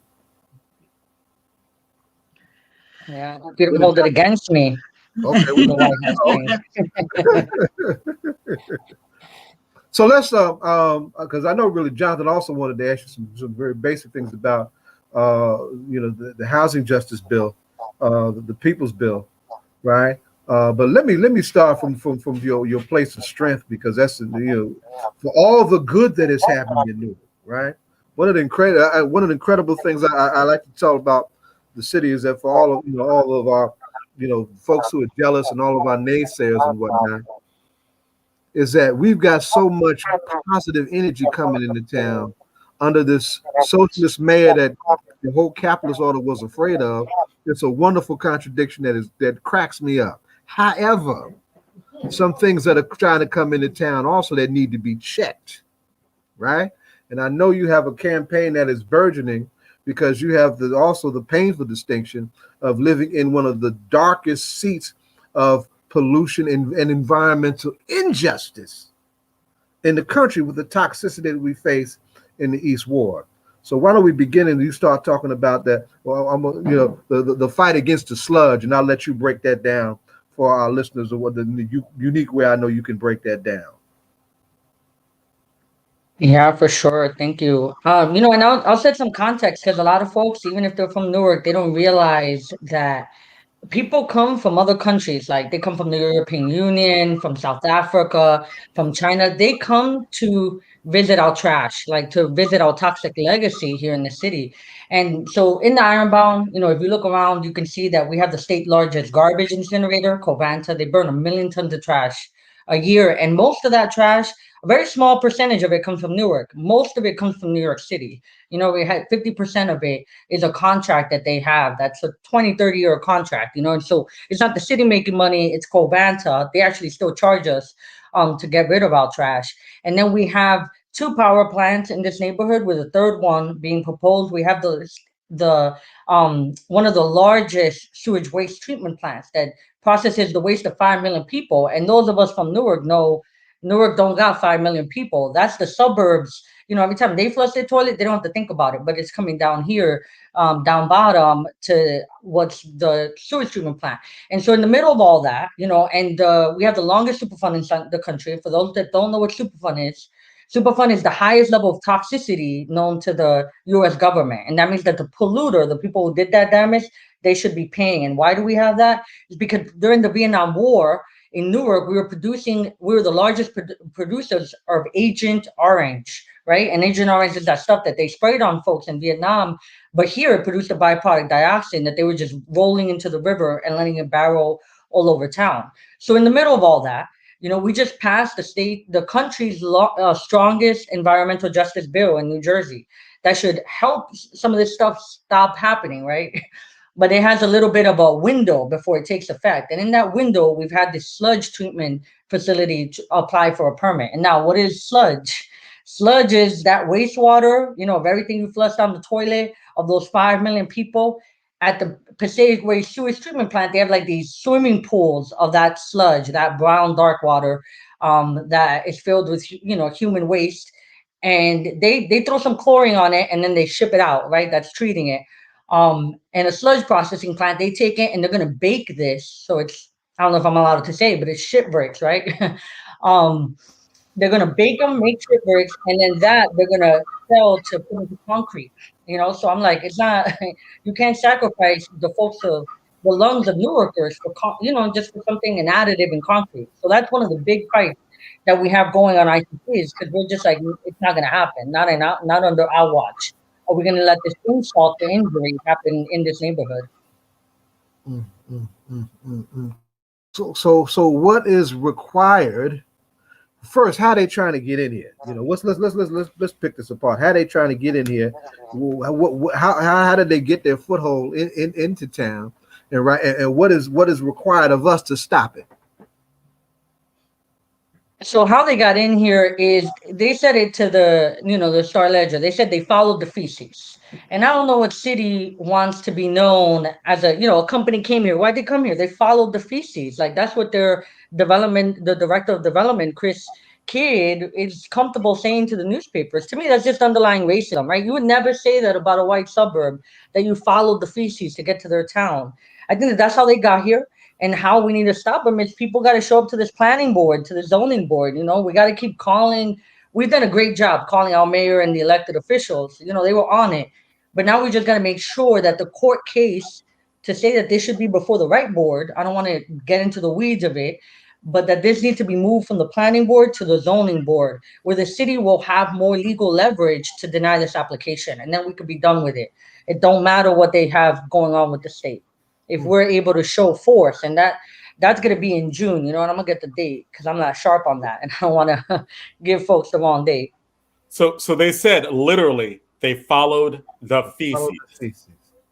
Wow. Yeah, very comfy saying that. Like, it was a white guy, obviously, who's just like, I followed the feces, I found Newark, and I'm just like, all right, you're going to let them talk like that about our city? Did they? Did they let him talk about like that about our city? Like, what happened? I mean, that's what I'm saying. Did he get slapped down? What? What I am proud of is our first community meeting that we had with them was, our mayor hosted it. Our whole Essex County delegation came out, right? Like, our Newark delegation came out. We had Senator Ruiz there. We had Ileana. We had Spite. Like, everybody was here. They were in full force. Trying to say we're not going to have that for Newark, and I was really proud. I'm not always proud of all politicians, but I was proud in that moment. Right on. So, I still want to ask more of the environmental questions, because I know that is why part of why we looked at what you do, right? Like, so you were just put on the National Environmental Commission. What does that mean? What do they do? Yeah, so it's like the first time. There's usually been like an environmental thing for the EPA, which is, I think, how most people think of environmental stuff. Right. But, like Zaid said, all of my work with housing, immigration, police brutality, it comes from, being centered in environmental justice, which is about our whole lives, right? It's about our whole lives as Black and brown folks, as people with no money, right? Low income people, people don't have property, and realizing that we don't always have control over what's around us, whether that be factories, who polices us, right? Or gentrification. All of that is included in environmental justice. And so what this new administration did is, they're claiming to be listening to us, and I'm gonna stay optimistic until I start seeing otherwise, is that they made a White House Environmental Justice Advisory Council that's going to be able to give environmental justice advice to all the federal agencies. So that's HUD, that's Department of Labor, Department of Transportation. They have an interagency council, and we'll be able to give them advice. Because people don't realize how environmental justice, we care about everything. We care about rent control. And Zaid knows that we work together on NCAP. So that's kind of like what the work is going to be doing, and we're going to be making sure that at least 40%, at least that's the starting point of this $1 trillion investment, it's going to go directly into frontline communities like the city of Newark. Whoa, trillion. Okay, so you said 40% of $1 trillion investment. What investment are you talking about? What do you mean? Like, what $1 trillion investment are you talking about? $1 trillion investment? Yeah, haven't you seen the new infrastructure plan? You know, like that Biden's going to be talking about, or they're talking about the plan with Lift America. All of those are infrastructure plans that we're hoping is not just about roads, it's also about childcare and making sure that we're taking care of people and communities, not just like the roads and the highways, you know, because that's what for some folks thinks about infrastructure. And obviously, infrastructure is also clean drinking water, what we did in Newark with replacing the lead pipes. Right, right, right. So that is really like huge in terms of when we hear it on the news, we hear about the infrastructure bill all the time. We heard announcements about Joe Biden and what he's doing on the environment. He said like cutting emissions by 50% by 2030. Is this? I mean, am I getting conned? Are we getting played? Like it sounds good. A little bit, always a little bit. What does this mean? We're always getting a little bit played, right? So that 50% is net zero. So that's like when you add and subtract, they're like, if we plant a few trees, we can subtract, right, from what our emissions. Environmental justice communities are like, no, we want straight math. Like, go to the power plant and make sure that they cut their emissions, right? Not like some fancy Wall Street for pollution that sometimes they be trying to create. So it's a good promise. We just have to make sure like how they get there matters, right? We got to make sure that they don't do like new nuclear plants. I don't know if people follow that, but when they're like nuclear safe, like don't believe them. Look at Hiroshima, you know, like we can't be messing with nuclear. We can't be messing with like natural gas that Newark has a plant of. That's still a fossil fuel. So when they're saying like 50%, we got to check the details on that one. So what it seems like what you're saying is that they are doing the politician thing, but in a positive way that presents a progressive image, but also is in the right direction. They just need to be pushed. Is that what I'm hearing or not? Yeah, you got to check the work is what I'm saying, right? Like, cause they're getting to the right answer, but how they're getting there, that's where our communities kind of get, you know, because this stuff's tricky. Like, I don't even really like talking about it because I feel like a nerd, right? But we all got to become nerds and check the math. So if they're getting there by doing natural gas plants, like we just opened one in Newark in 2015, Newark Energy Center, that's natural gas, and that causes a lot of pollution right here locally. Even though when you do the math, it's better for a natural gas plant to be open than a coal power plant, right? Obviously, we want to get rid of coal, but this is like a half step getting to natural gas. Or in New Jersey, we actually consider garbage incineration a renewable energy, right? And so when you're like, oh yeah, let's invest in renewables, they're like, yeah, we can build more incinerators. And so for environmental justice communities, that's a straight no-no. And so what I'm saying is the answer is right, but we really got to check that math because they're going to try to get over on us if no one's looking. So when you're talking about an environmental justice advocate, that would be you. Now, here's a question. Like, did they really like Joe Biden has put you on a commission to oversee what happens, to advise, to check the math? Is that what I'm hearing? Yeah, we're issuing recommendations. We'll have a public meeting next Wednesday. It's 4 hours, so anybody can make comments, and then we're gonna take them into someone like me, which it is kind of I'm almost like how'd I sneak in there, but I'll be able to look at it and then make sure that it's at least on the public record, right? Like we put it in there, and this goes to all the federal agencies. So we're like, when you're building those roads, make sure that you're hiring new workers. That's in our recommendations. Make sure you're hiring from our communities. When they build solar panels, why can't they be community solar? They don't got to be owned by no private equity firm. They could be owned by community organizations that you trust. They could be owned by the municipality instead of a private corporation. So those are the types of recommendations we'll be making. And I'm sorry, Donna, you were saying. So Maria, your appointment, who is this board is made up? Is it a regional board? How many people are on the board? How often do you meet? And how do we, Joe Citizen, hold you accountable? Oh yeah, for sure. Definitely. Love the accountability. I'll never run for office. I'm glad I got myself into another accountability role. But so there's a public meeting, and I post that link. That's on Wednesday, and that's where we have to present any recommendation or any draft that we want to make. we have to present it to the public to get feedback on it before it becomes a final draft. And the final draft will also get presented publicly. We have once a month, we have public meetings that anybody can attend and anybody can submit written comment. And there is a section, for people to testify. In terms of holding me accountable, you folks can reach out to me. I'm pretty accessible. I can also put my email in the chat and let me know what you think and what you think is important. It's something that we're doing with our community advisory board. It's asking them what they think should elevate to the level of not just on this White House thing, but policy we got going on the state level. Because for us, it's about our base and our community members telling us what to do. So I'm pretty used to it, but this is a bigger scale. And I'll throw that link up there so anybody that wants to can, go troll me on a meeting. And in terms of, you asked regional, right? It's a national board. So this is the White House's Environmental Justice Advisory Council. So I'm one person, I'm one of 27, so I can only speak for myself. None of us can speak for the whole council. We can speak for ourselves and try to move the agendas of our cities and our neighborhoods. Now- Maria is featured in the film called The Sacrifice Zone. I know The Sacrifice Zone.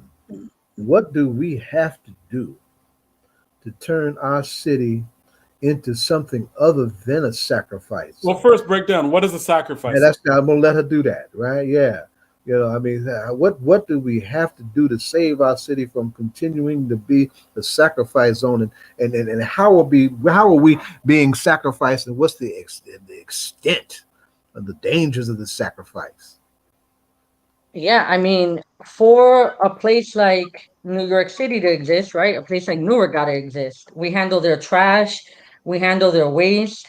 The port of Newark, which is right next to us, people know the port, right? Like if you're going on 1 and 9, you see the port of Newark and Elizabeth. That port, 80% of the consumer goods that get sold in this area, like if you're going to Saks Fifth Avenue, Macy's, or the dollar store, it probably came through that port. And then when it was in that port, it got on a truck. And that truck, as it barrels through Newark, out of the bag, that's called particulate matter 2.5. And now you might not know what particulate matter 2.5 is, but if you live in the city, you probably breathe, as you take breaths, that goes into your body. They're so small that they'll never leave your body. So for kids that grow up here, and that's why Newark has one of the highest asthma rates in the state, kids are breathing in this diesel fume from all the trucks and the airplanes and everything going on in our city.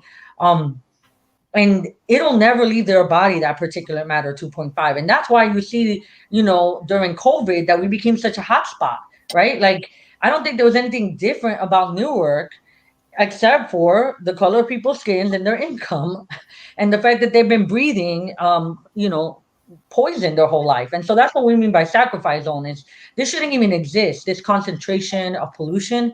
It should have never existed. And it would only exist in a city that's poor and black and brown, right? Like you don't see this in the suburbs. And in New Jersey, you don't even see this as much in the white poor neighborhoods, right? Even in middle class black neighborhoods, you're more likely to be next to pollution than you are if you're poor and white in the state of New Jersey. It correlates more with race. The higher the concentration of people of color, the higher the concentration of pollution. And so that's what we mean by sacrifice zone.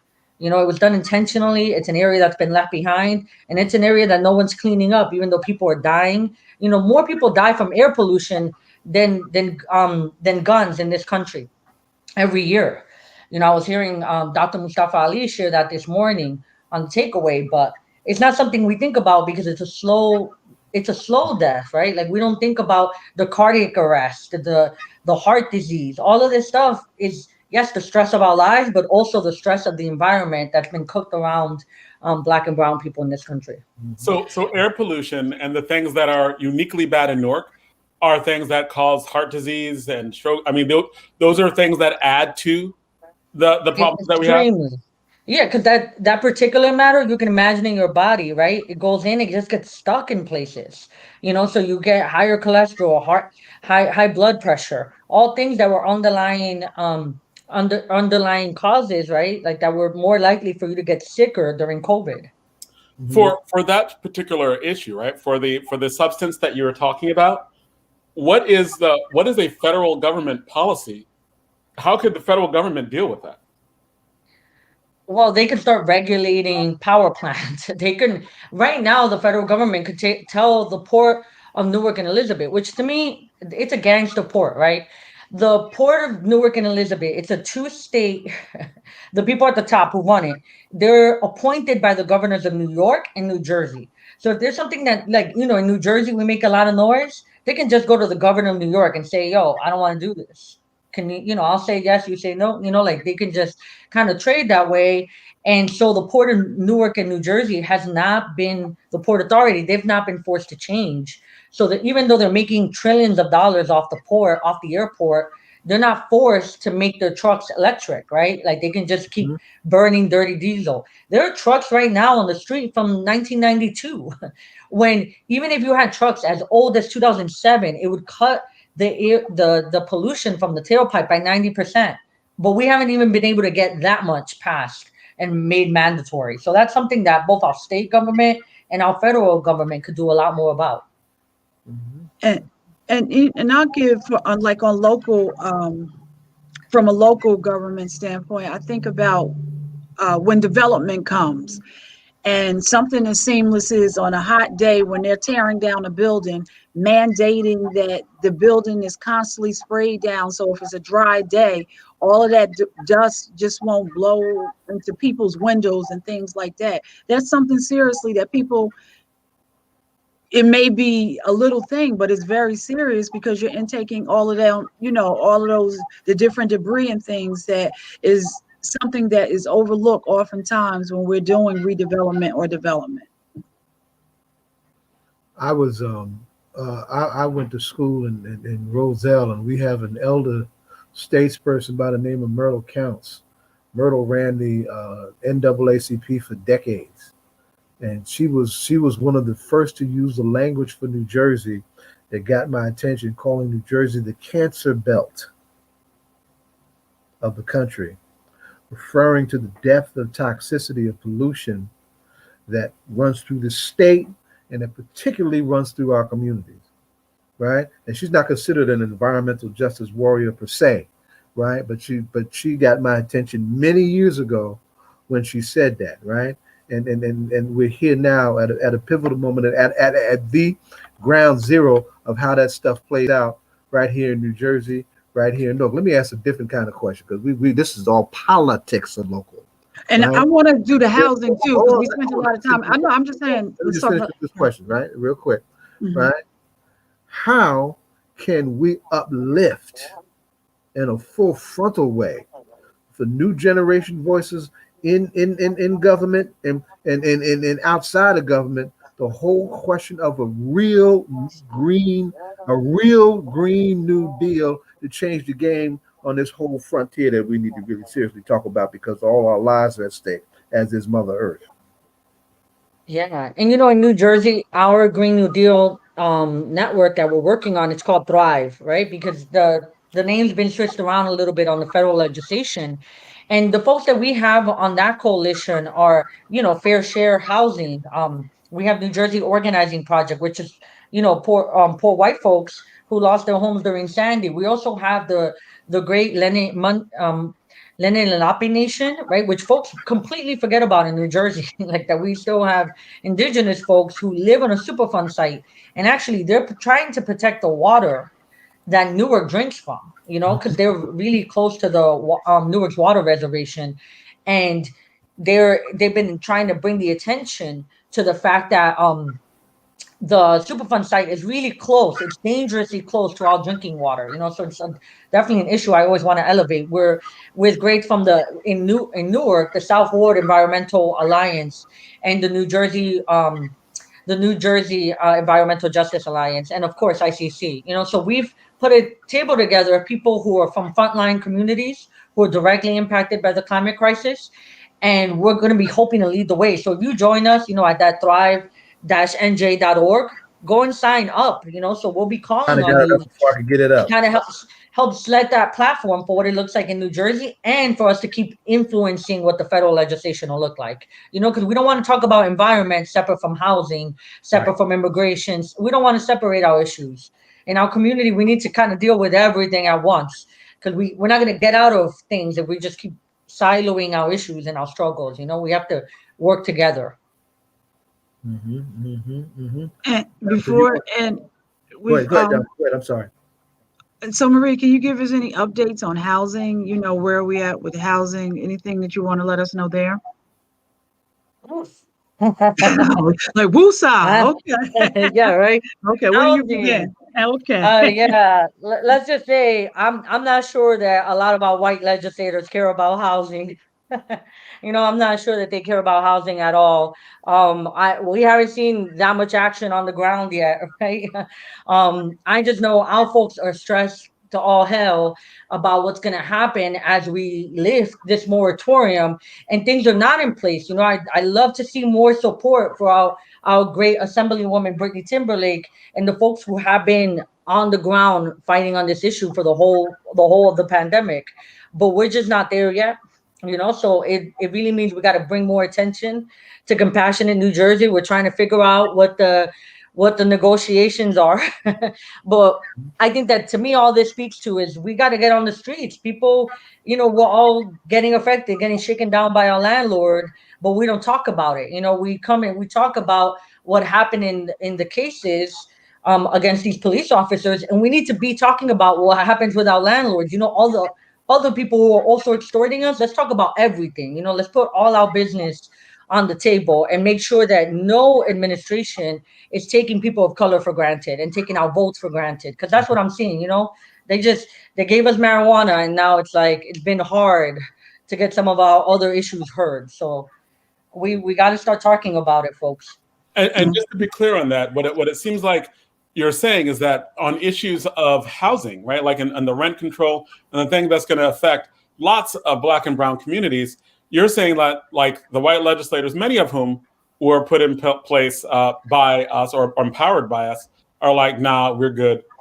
We've got, because we really didn't get marijuana legislation. It made a bunch of, you know, it made a lot of white people rich.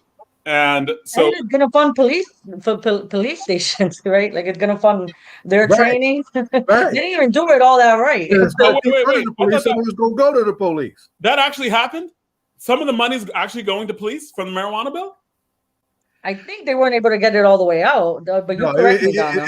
They tried. That was when we had Jamel on. That's the kind of thing that he was talking about. Right, I heard it. They raised some hell about that and try to do that. We have something we can bring back to Boyd because Boyd was involved in that also. Okay, but just in terms of just like what pressure needs to be put on these legislatures, and what is the bill that needs to be passed on housing? All the pressure needs to be put on these legislators. You know, they need to make sure that they're including homeowner protections, because when you think about the small wealth that we've been able to accumulate, isn't people's first homes. You know, so if our Black and brown folks lose their home, we're going to be out in the street. We need an eviction ban and we need protection because most people don't know their rights, right? So we're going to try to keep them in their homes. We got to make sure that they're aware of it. So like, the devil's going to be in all these details that we need to make sure, like I was saying before, right? Make all our legislators show their work, show the details of the bill, how it changed, how it's coming into effect, you know, and then hold them accountable to it when things you think are not going to work for the people. Because right now, you know, we've just been stuck. We've been stuck for a while and we're running out of time. We're definitely going to have you back on the show. And because like you're a wealth of information and we learned so much about so many different things, we absolutely want to have you back, not just a little bit, but on a regular basis back, because you are a wealth of information on the environment, on housing. It is such a pleasure to talk to you. We're asking, you've been on the show before, but we're going to ask you the question of who you're rocking right now in terms of who you're listening to. Are you listening to any hip hop, anything that inspires you? Yes, of course. And of course, I've been, you know, reminiscing with DMX lately. So I'll just keep that going for a while. So you losing your mind? They're going to make you lose your mind up in here, Maria? Oh, you have no idea. More relevant than ever. Yeah. So, and Maria, there's a new show. Have you caught up? There's a new show out called Rebel. And it's kind of based on Aaron Brockovich. I haven't checked it out. Yeah, But put that in your thing. You find the time to watch television. DVR it. So I listen to music. I don't own a TV, so yeah. So YouTube that, and it's based on, you know, basically she started out with the environmental piece, and you know, it's a piece on pretty much around her life, and kind of reminds me a lot of things that you do. So hashtag Rebel, and when you get a chance, things to do. Okay. right. So And I hope you put the comments in the chat. I don't have access to the chat. Yeah, we So, have it. We will. We okay, got it. you know, put it. I want to share the links for sure. So It's thank all y'all for right. having me. I'll see Thank- you. Baba thank Zaid, you. I love you. You know I got you, baby. I love you back. Yeah, Yeah. absolutely. Thank you so much, and we got to have you back. And really want to talk about that the Lenni and Lenape Indians and the water source. We know some. Yeah, I'll bring Chief we wanna Mans talk with about me. that. We know some well. So thank Yeah, you I'll so I'll much. bring Chief Mans. He'll tell you some stories. Yes, absolutely. Oh yeah, we're Yeah. scheduling it. We're going to be calling you after the show to schedule that next one. Definitely. Yeah, And for sure. that Talk will- to y'all soon. And that's not just for not just be for me, but that will be for the children. That will be for the debaters who are absolutely looking at that particular thing as a topic. The And love North to your Haven. mom too, right? Thanks, Maria. Love to your mom too, Maria, right? Maria's mother's and brother both were also COVID survivors, and Maria's mother was in bad shape. We were really worried about losing her. She survived, but she's got a protracted, dangerous, lung challenge, bout with this thing called COVID. And we talk about now and raising this other factor, the X factor that is the environment. That has been that's a constant in our face that we kind of overlooking. So we got some growing up to do on the question of environmental justice, and I'm glad we got young folks like that in the mix. Right? Absolutely. Okay. So let's segue. Hey, Pastor Boyer, how you doing, sir? I'm well. How you, Donna? How's the family? Everybody's good. Always good to be with the fam here. What's going on in your office? Well, and, before we get into that, let's give him an introduction. Okay, everybody know Pastor Boy. I'm sorry. People watching, they might not know. So either Zaid or Donna give Reverend Doctor Charles Boyer an introduction, and we have Larry Ham as well, who is coming in as well. And he's in. Larry's in. So. Hey, Chairman. So with us is Pastor Boyer. He's AME pastor from South Jersey, advocate, all things advocate on behalf of the citizens of the great state of New Jersey. He holds our legislators accountable, always there fighting on your behalf.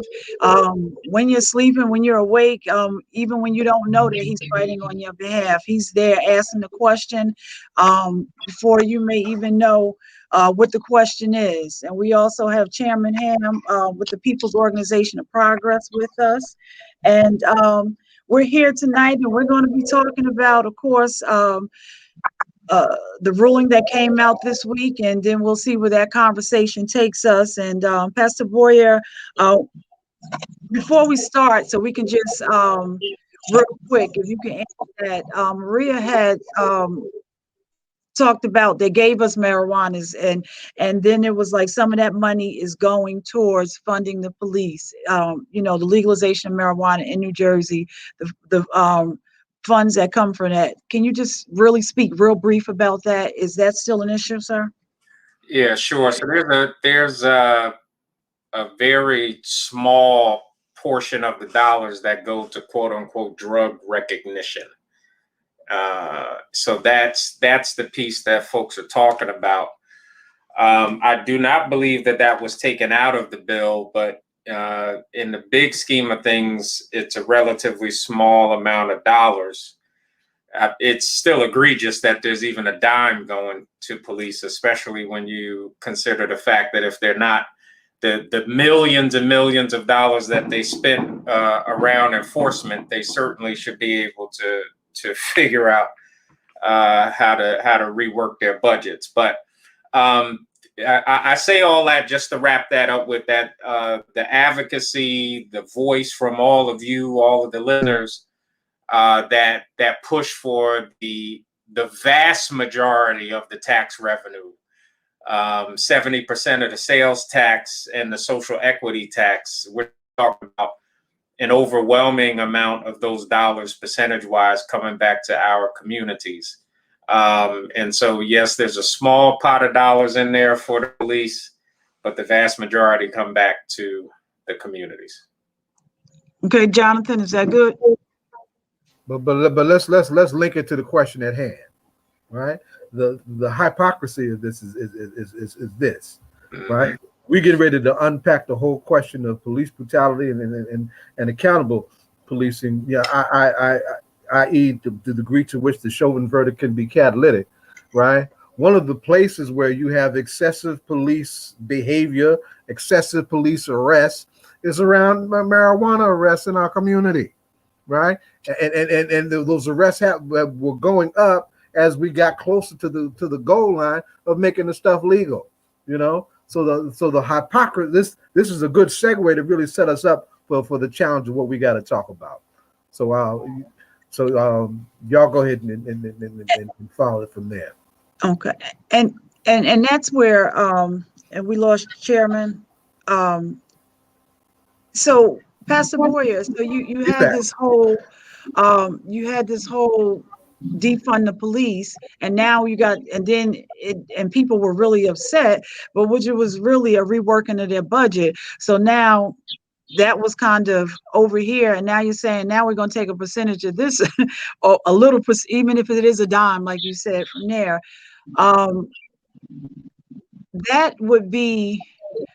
That's something very challenging. You don't want to rework your budget, and then you want to take some of the money from over here as well. Talk to us a little bit about that. What is something that we could go to the people and help them understand? Don't, put too much emphasis on that, and let's continue to look at the bigger picture. Well, the big picture, to your point, the big picture is really about taking as much away from the police as possible. The reality is that the vast majority of calls that come into police do not necessitate a white man with a gun showing up in our neighborhoods.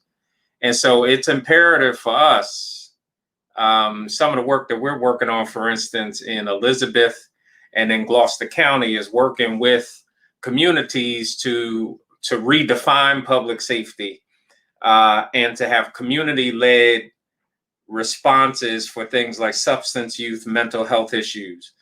And so we need to do those kind of things across the state, across communities. There's, as you all know, even much better than I do, the very strong work that's being done around violence interruption in Newark. And a lot of that work is happening in Patterson and in Trenton as well. And those things need to be expanded. The thing that we need to be very careful of is that in many of these instances, the police have found ways to latch on to these initiatives.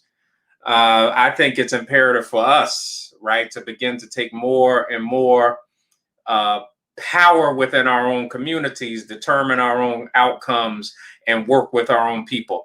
When we look at all of these various issues which have taken place nationally, look at the commonality between every single one of them. Most of them were for extremely petty situations, extremely petty, non-violent situations, which then escalate and ends up with a Black person dead. And what that should say to us is that the police should not be handling almost anything when it comes to our communities. I think where we need to go is to decriminalize Black and brown people, and to take motor vehicle situations, substance use, mental health situations, youth situations, every single situation we can out of the hands of police. And I would say in the midterm, the only thing that may possibly be in their hands would be situations where it's an extremely violent situation.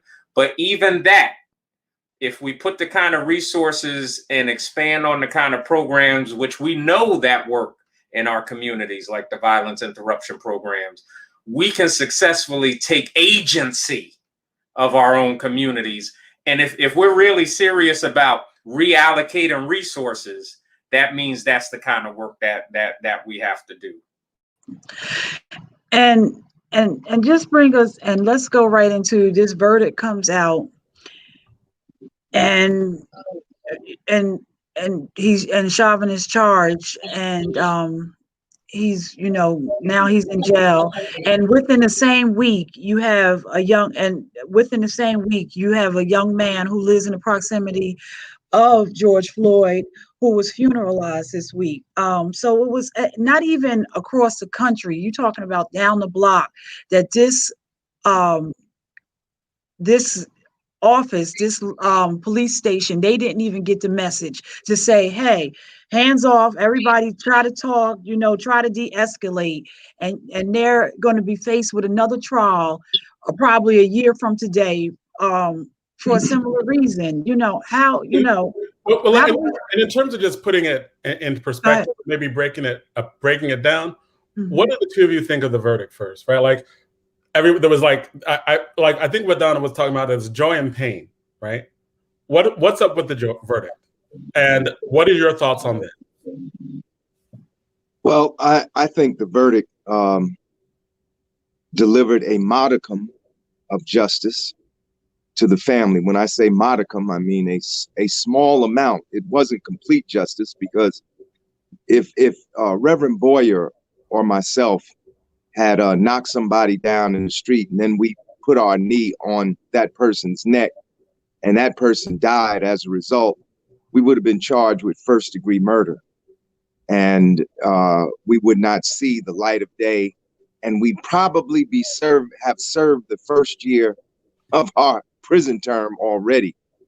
But the police, of course, have a aura of protection from prosecution that the average citizen does not have. So, it takes a whole year before we can have a trial. And then, from the beginning, Keith Ellison, who I thought did a good job. I thought, initially I was in the camp that didn't think that Chauvin was going to be found guilty. But then as I watched the proceedings day by day in the courtroom, I saw that the prosecution was really trying to get a conviction. And but from the beginning, everybody could see that they were trying to put charges on Chauvin that they thought they could make stick, and they didn't think they could make murder stick. You remember, they didn't even add the third-degree charge until a couple of days before they wound up and gave their closing remarks. So they put the charges on him that they thought they could get. And you look at that situation, since the founding of that state, this was the first time since the founding of the state of Minnesota, this was the first time that a white officer was ever convicted for killing a black person. So it is a state rife with racism and white supremacy. And, we got an outcome that to some degree reflected that. But I understand how people wanted the farmers to switch, and you could save an average of $467 on your auto insurance. Phone it in. We had. I don't know what that was, but we got the outcome shaped by the conditions in that state. Some people don't feel, it's really going to result in justice, and we got to wait and see, right? I mean, all these pundits are talking about, well, he's going to get 40 years. I doubt that he's going to get 40 years. You or I would get 40 years, and then when we come up for parole, they put 40 more on us. You look at people like Sundiata Kohli and Mumia Abu-Jamal, they just keep they keep extending their life sentence. They were sentenced to 25 or 30 years. Now they serving 30, 35, 45 years, and they mean for these people to die in prison. But the point is that it could have been different. I mean, we could be sitting here right now. I'd probably be in jail. If it had been a not guilty verdict, I probably would have been out there demonstrating, engaged in civil disobedience, whatever. I'd probably be sitting in somebody's jail cell right now. So it could have been different. He was convicted of the charges that they laid on him. And we should see this as a kind of, I think it's the exception to the rule. Quite frankly, I think there's going to be pushback. I don't think the police are going to calm down. People think about, well, the police are going to calm. No, they're not going to calm down. Look, during the trial, they killed. The trial wasn't even over before Daunte Wright was killed. The trial wasn't even over before McKeel. I think the jury was in deliberations when McKeel was killed. The trial wasn't over when Adam Toledo was killed. That's right. Before the sun sets tonight, before this sky gets dark out here tonight, the police will kill somebody. They kill 3 people a day. They kill over 1,000 people a year, and they're going to keep killing until we make it eminently clear to them that if they continue to kill us, to violate our rights, to brutalize us, they're going to lose their gun, their badge, their pension, their money, and their freedom, because they're going to go to jail. And that will only happen when we eliminate qualified immunity and all these other things that protect them from prosecution. Yes. And that's what I was saying. And you know, just think of George, Emmett Till's family was there.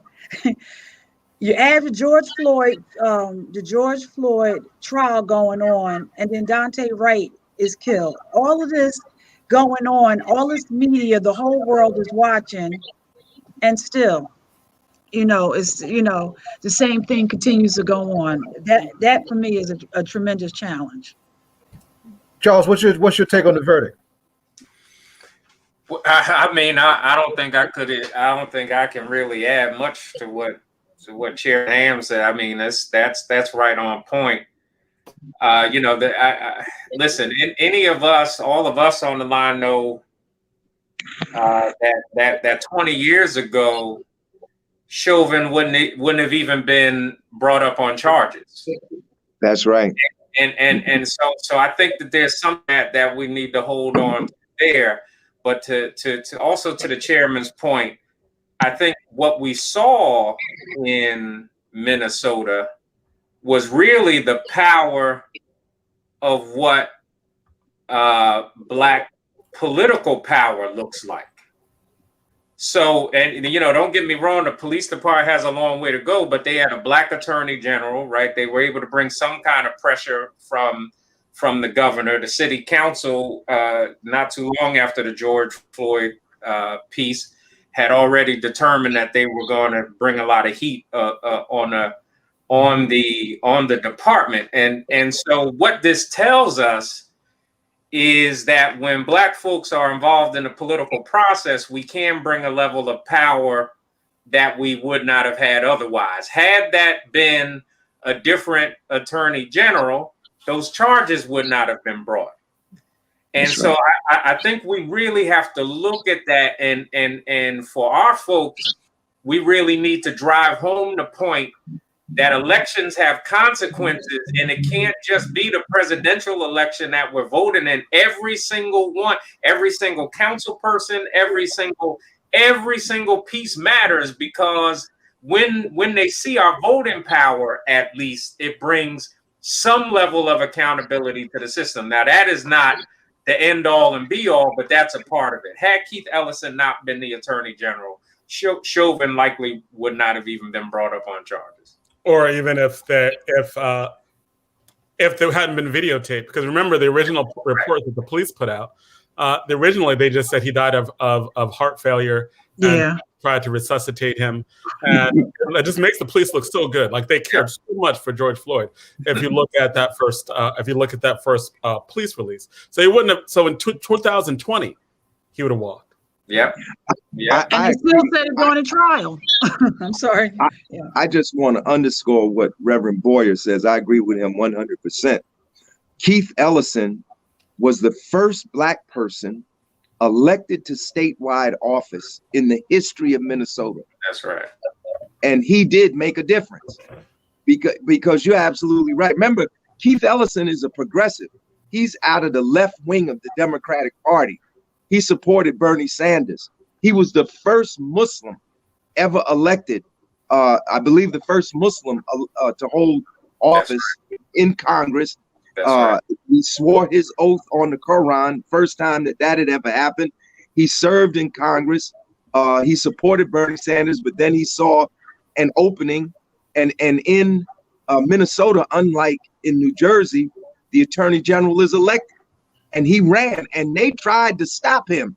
Remember, I mean, just think back now, because all of us, I'm sure, can remember when Keith ran for something. They was trying to deep six that brother. They was throwing everything at him, including some of his domestic affairs. But he got in, and he was determined to bring a conviction in the Chauvin case. The other thing is Jonathan pointed out, Darnella Frazier was 17 years old. She hadn't even graduated from high school, and yet she was able to maintain her composure and film the murder of George Floyd while she was being threatened by the police. That's right. The police told her that they were going to pepper spray her if she continued to film, and she continued to film. And as Johnson said, there probably wouldn't have been a conviction without that. But then the other thing is, we can't leave out the role of protest. There was 62 days of consecutive protest in Minneapolis prior to the trial. It changed the atmosphere in that city. It changed the atmosphere in that state. Last summer, in the aftermath, in the wake of the death of George Floyd, 20 million people in 550 cities across the United States participated in protests, more protests than probably had took place during at least 5 years of the civil rights movement. Protests in the United States, protests in Africa, protests in Asia, protests in Latin America, protests in Europe.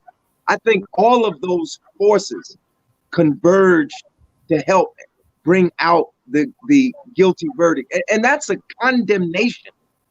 That's nothing. But people talking about this celebrating and this exonerates the system. That's a bunch of BS. That's right. It shows the grotesque absurdity of the criminal justice system, a system rife with racism from top to bottom. The fact that we're celebrating a man that was eminently guilty, who we saw murder on tape. I mean, the fact that we got to celebrate that shows us just how racist and how inadequate and insufficient the criminal justice system is. Chauvin was convicted, but there are 1,000 other Chauvins out there, and they should know that we're coming for them. We should see this as an inflection point. We should draw energy from this to continue this anti-police brutality movement. If any other ethnic group had been brutalized and murdered and railroaded the way Black people have by the police, the United States would be in The Hague right now. There would be charges, human rights charges. There would be sanctions from other countries against the United States. But because the United States is the epicenter, the seat of worldwide imperialism, and in fact has brought the United Nations under its heel, that has not happened. But we're going to make it happen. The people are going to make it happen. And do you think that the international implications in this case, like China being able to talk about the George Floyd case, Russia being able to throw the George Floyd case specifically, A whole lot of African countries talking about the case. George Floyd's brother actually testified before the UN Human Rights Commission, and they came out and criticized the United States. There's a whole tribunal that was held in the United States on police violence against African descendants in the United States, and it concluded that the problem is almost as colossal as the domestic slave trade itself, right? And there's some real reforms that really need to take place in the United States, and criticism needs to be brought to bear on the United States for these violations of our human rights. So do you think that those things were part of a leading factor in this as well? Yeah, absolutely. I mean, look historically. That's the only thing that changed the tide in regards to slavery was international shame. That's what began to change the tide during the civil rights movement. So the only thing, because America running around talking about freedom, democracy, while it's slaying its own citizens. It's been its own hypocrisy on the trial of the world of the world stage, the hypocrisy of the United States on the world stage that has ever shifted anything. And Chairman Ham, said it brilliantly. It was the worldwide outcry, the unified worldwide outcry that really pushed this thing over the edge. When you contrast that, and I think one of the things that Donna was talking about were the other cases that happened this week as well, right? You had George Floyd, and then right at like a few minutes before the verdict, you had Ma'Khia Bryant, where people are saying things like, I mean, I've actually heard Black people saying things that were defending the action where she was killed, right? What does that case also let us know about what the struggle's about? Rev, you want to go, and then I'll go. Well, yeah, I'll just do a little here. I mean, there's multiple.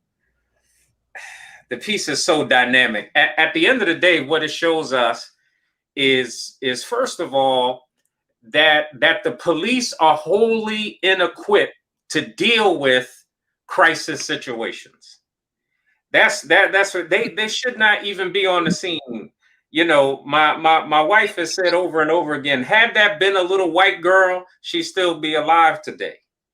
And how they approach us, guns blazing, first and foremost, when we've got videotape after videotape of white folks with pistols, white folks with machine guns, white folks with swords and machetes and who've murdered people, and they're taken down, they're taken in peacefully without a scratch.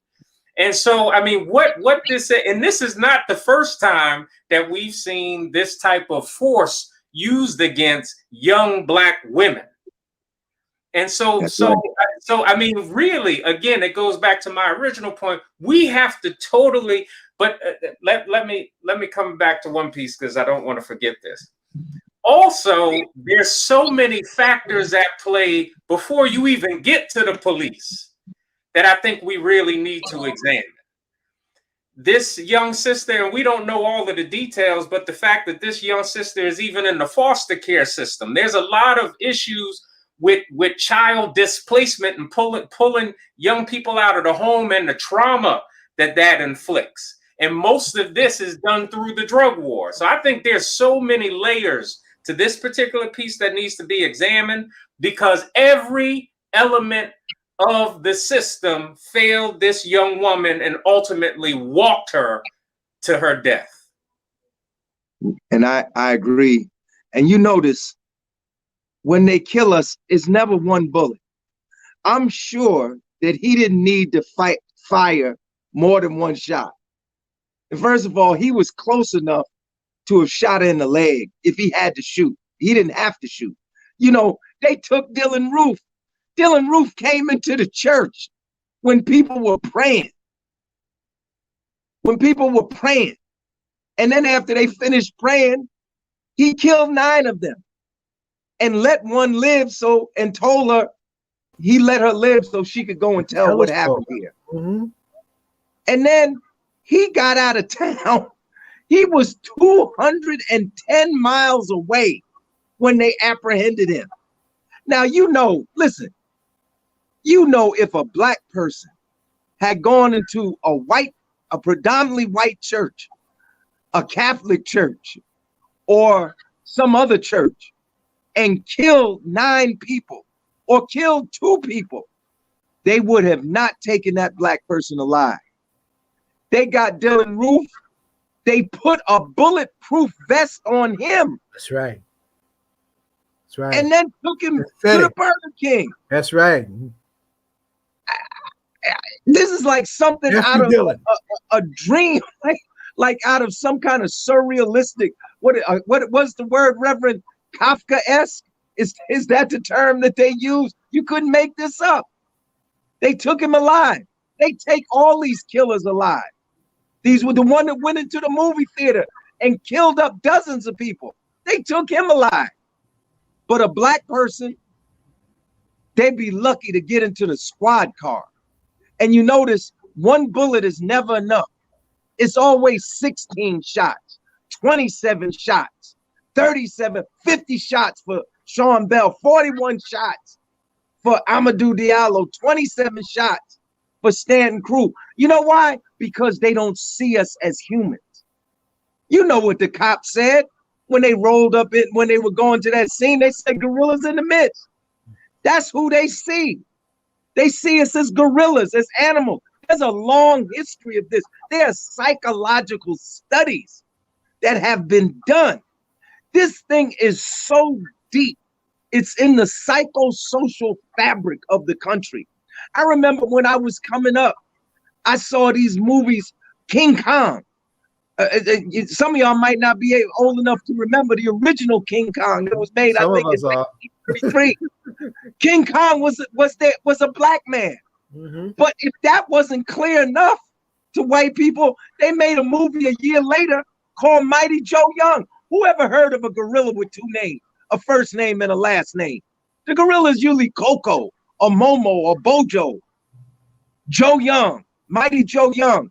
It's a subliminal suggestion that we are apes. And this has a long history going all the way back into the 19th century when popular media first started to develop, of putting this concept in people's heads that we were brutes and animals and less than human.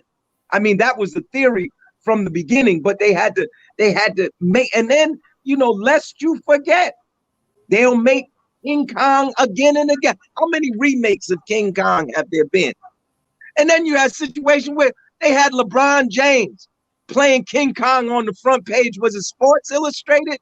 And he had a white woman, you know, because that's the image of King Kong. He the black hand with a white woman in it. And this is what's in their mind. They protecting white women. They killed and mutilated Emmett Till on a lie that this white woman who's still alive, who should be indicted right now by the Justice Department, she's still alive. And she said that she lied. But I don't hear Merrick Garland, I don't hear Joe Biden or anybody talking about we need to bring her in and indict her for causing the murder of Emmett Till.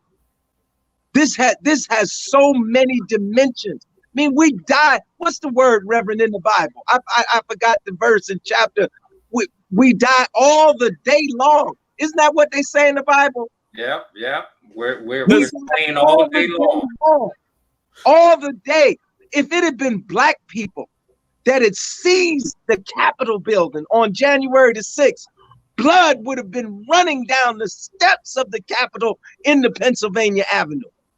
They would have killed with impunity. But it was white people. And so the leadership of the Capitol Complex Police put out a memo. Don't arrest. Don't fire. Don't use your body armor. It was a setup from the beginning to actually protect the people who were the perpetrators of the fascist and racist coup on January the 6th. Is this what you talked about, and I think you alluded before, that we shouldn't have, and I don't want to, I'm paraphrasing you, but basically you're like, soldiers shouldn't be first responders, right? Like, and I think that like people who are, Jonathan, did you mean to say soldiers or police? And militarized should not be first responders. Is that like, is that kind of what you were talking about before? And can you elaborate? Well, yeah, because so number one, you know, that's the nice way of saying it, right? So one, we have these mostly white folks showing up to black communities with guns, with armor to handle mostly situations that have nothing to do with any kind of violence. The vast majority of these situations, when you look at New Jersey, for instance, right? First, New Jersey Advanced Media did this study, and now it's even further verified by the portal that the AG put out the other day. Still, Black folks are having more force used against them by police than white folks by over 3 times. And that same data, police self-reported data, shows that white folks are more likely to be violent with the police. Mm-hmm. And so this just, I mean, by their own, they can't. It's so blatant. It's so blatant. It's just put out right out there in front of us. There's some astronomical numbers. Something like 80% of the calls that come into 911 are nonviolent. And I believe there's a case to be made for most of the violent stuff too. But let's take that off the table for the sake of argument. So if the majority of things are nonviolent and they're dealing with mental health, why are we having some non-college educated, bottom of the barrel, cowboy driven white folks showing up to black communities to handle the situations? Right. What kind of mentality is that? What kind of mentality is there for someone who doesn't even live in the community to want to come armed to a community in order to police it? We put out this false notion, this false idea that somehow law enforcement is a more noble, holy, and respectable profession than any other. Just think about that. We give them, as a society, they are given a level of righteousness that nobody else gets. And it becomes taboo for them to be critiqued. Now, Zaid has brought up things that both of you are working on in terms of actual legislation, right? Like, I know that you were talking about, yes, it does seem crazy that why do we want to make armed people first responders when most of the times they don't respond to things that are violent? Why is that? Why are they trained so hard in militarized ways? What are some of the legislation that you're working on right now that you've been advocating for that we should be advocating for? Bring it right back to the local. That's right. Bring it right back to our local. Right on. So a couple of quick pieces that we're working on. So one of the biggest things, and this is part 2 after the whole cannabis fight, right? Because that was one of the largest police interactions with communities, with our folks that was out there. So that's why one of the reasons why that was a major push. But now that needs to be expanded, right? We need to decriminalize all substances, right? And take the dollars. There's been billions of dollars poured into enforcing the drug war. This June, we will be commemorating the 50th anniversary of Nixon declaring the drug war. And Jersey has played no little part in that. We're going to be organizing an action in Trenton during the week prior to Juneteenth.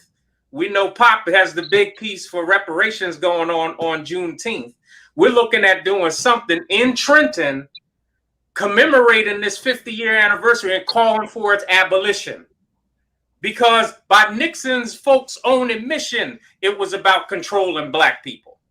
And New Jersey has mastered the drug war, unlike almost any other state. So first, we must bring an end to the drug war. And instead of, and look, let's put it this way. There's never been a drug war in white communities. And even when the opioid, we all know the situation with the opioid epidemic. That was that's treated in white communities as a public health crisis. And so there's billions of dollars spent for the drug war. That's how police departments are militarized. They get all of these funds, get federal dollars. All of those dollars should be shifted to public health approaches and front end approaches, which will help. So that's one. We're working on drafting some legislation around that. 2, there has to be a community-led first response to all of these issues. Look, I'm down to figure some stuff out with having community organizations just doing vehicle check-ins. Like, hey, brother, how come you can't get that? You can't afford it? Let's figure out how. Look, JoJo is a mechanic. Let's work. Let's do what we got to do to get your vehicle right. The cops don't need to be touching us, period. And so we need to really, and I heard somebody say it brilliantly, we're past the point of reimagining public safety. We're at the point where we need to redefine it. Let's redefine it.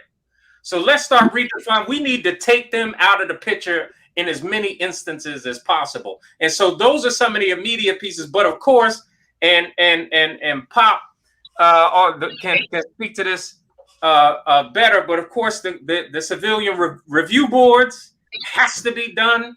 Benji Wimberly, we're working on the piece around qualified immunity here on the state level, right? And then we have the federal pieces, and we also have to codify and strengthen even what the AG has put out on the use of force and deadly force.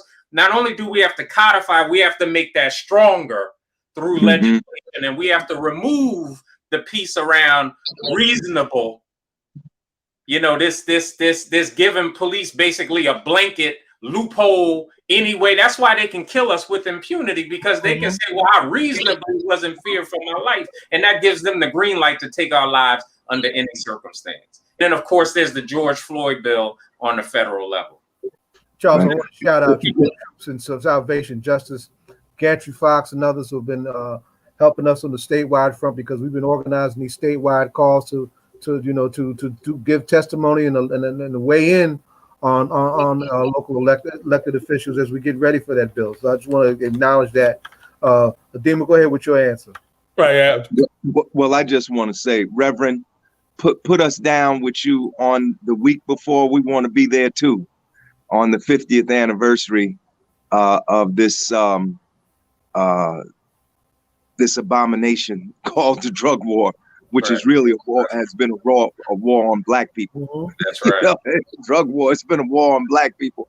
Another phase of the war on Black people. That's right. That has not stopped since 1619 or whatever the year was when we first got here.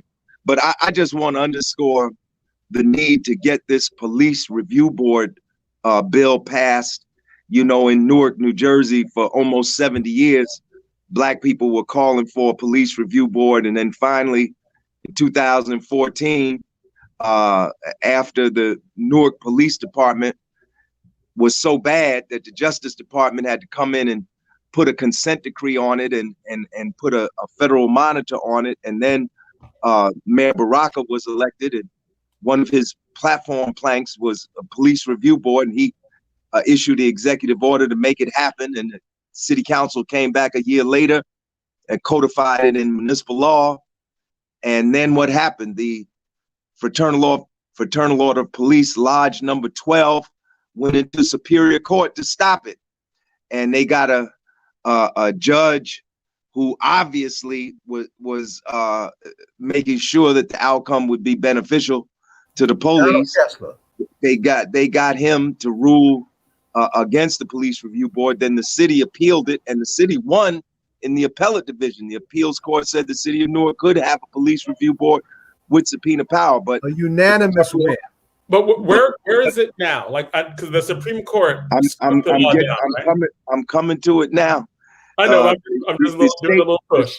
The state Supreme Court overturned the appellate court ruling, and now the city of Newark is planning to take this thing to the Supreme Court if necessary, and I hope that they will. But in the meantime, a quicker remedy would be to pass McKnight's bill A4656.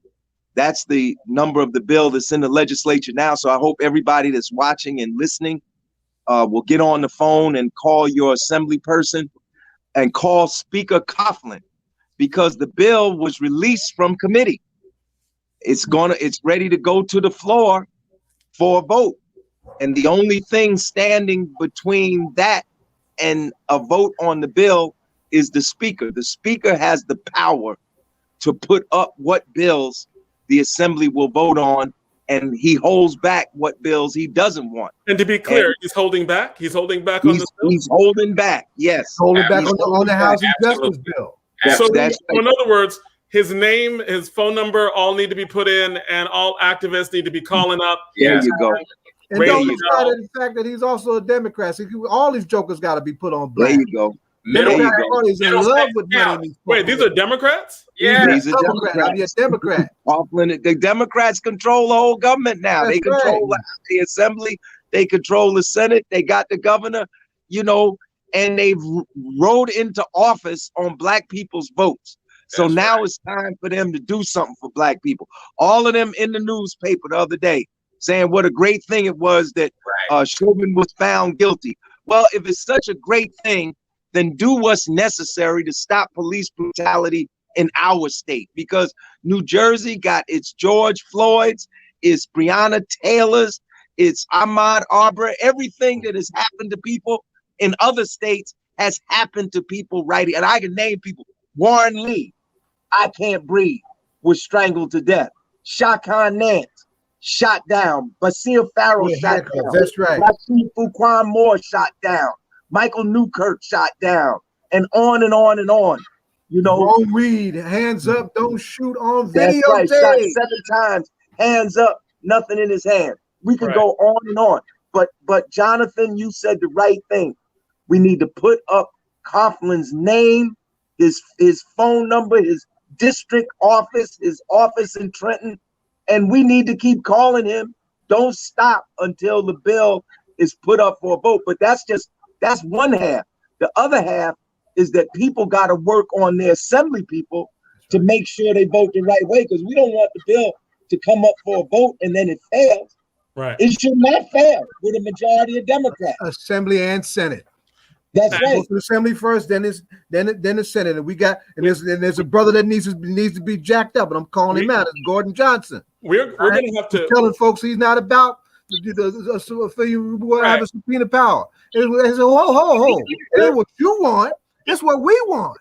We're gonna have to yourself in the office. You're not gonna vote yourself into the state senate. It's black people that's gonna put your behind in there. We want a civilian review board that's gonna make a difference. We don't want that old stuff. And either you're gonna be for the people or the people will find somebody else.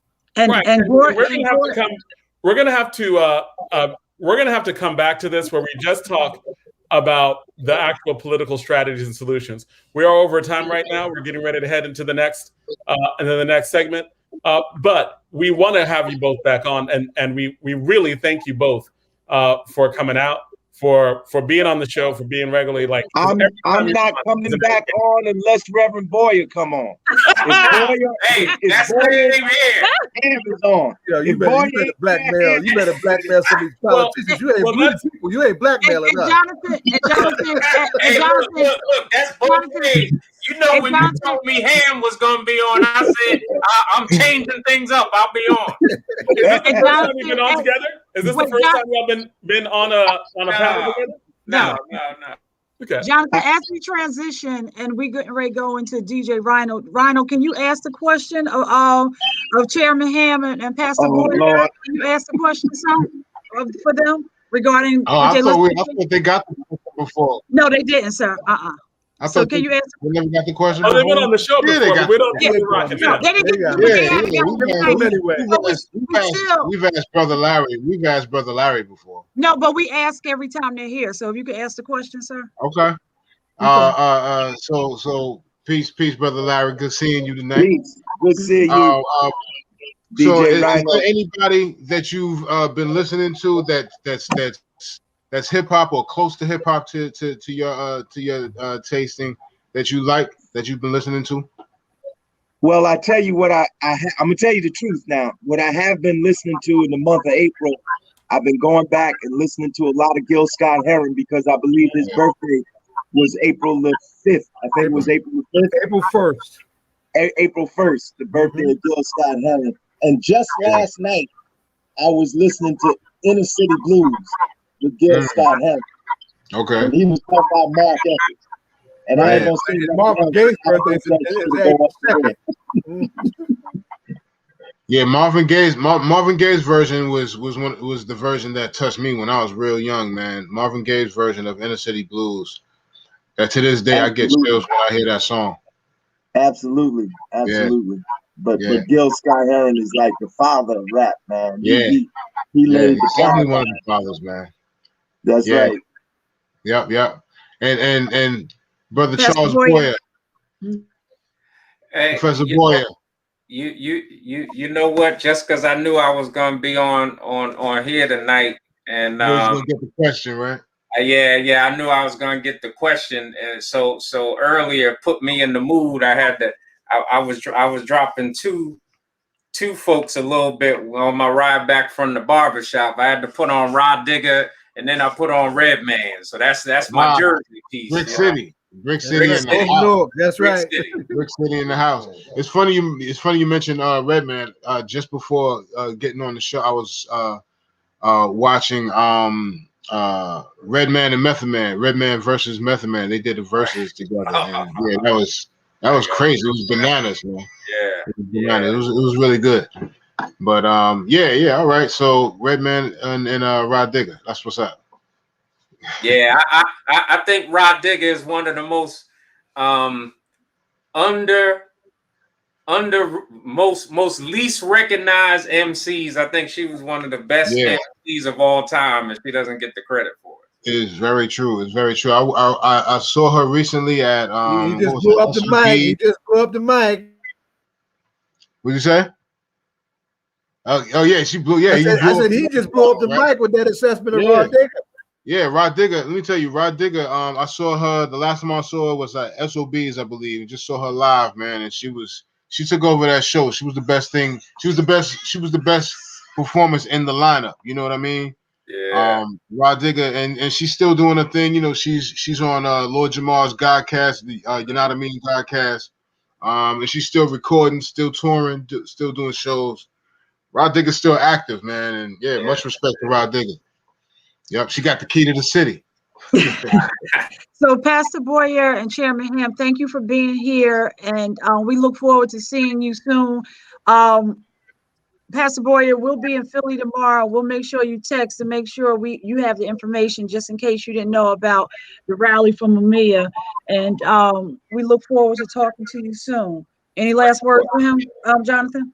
No, I was going to just say thank both of you for coming out again on our show. Like every time you are here, you educate so many people in what we do. And there's never enough time, but that's why we are glad to be able to have you back, right? Because every time we learn a lot. Next time, we're just going to limit the topic, and we're just going to talk about the political solutions that both of you are working on. For sure. So I look forward to being back. Always blessed to be with all of you. Always blessed to be with the chairman. Thank you. Everybody have a blessed one. Thank you. Peace. So DJ Rhino, what's the word, man? What's going on this weekend? What's going on, man? I wish I had a more positive word for the night, man. But man, it's been a rough road for a couple of weeks, even longer than that, man. When you think about, you know, who we've lost in hip hop, you know, when you start off with like think about Prince Marky D, just recently Prince Marky D from the Fat Boys. Then of course, you know, losing Big DMX, man, that was a hard blow. You know what I mean? We still feeling that one. Yeah, right in the middle of you know, mourning DMX, and then boom, Black Rob hits last Saturday.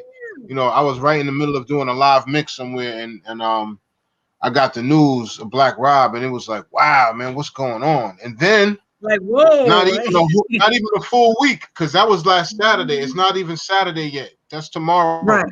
Not even a full week yet. They call me Humpty.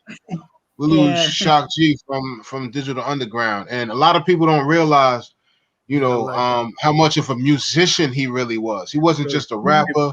He was really trying to follow in the footsteps of a George Clinton. That was his biggest mentor and inspiration. Was George Clinton. George Clinton, by the way, right on. Yeah, and Shock G was really one of those brothers, man, that was really trying to follow that path of a George Clinton style, of George Clinton type. You know what I mean? He was trying to be a part of that tribe, because, man, the brother, you know, Digital Underground, he was the captain of that whole ship.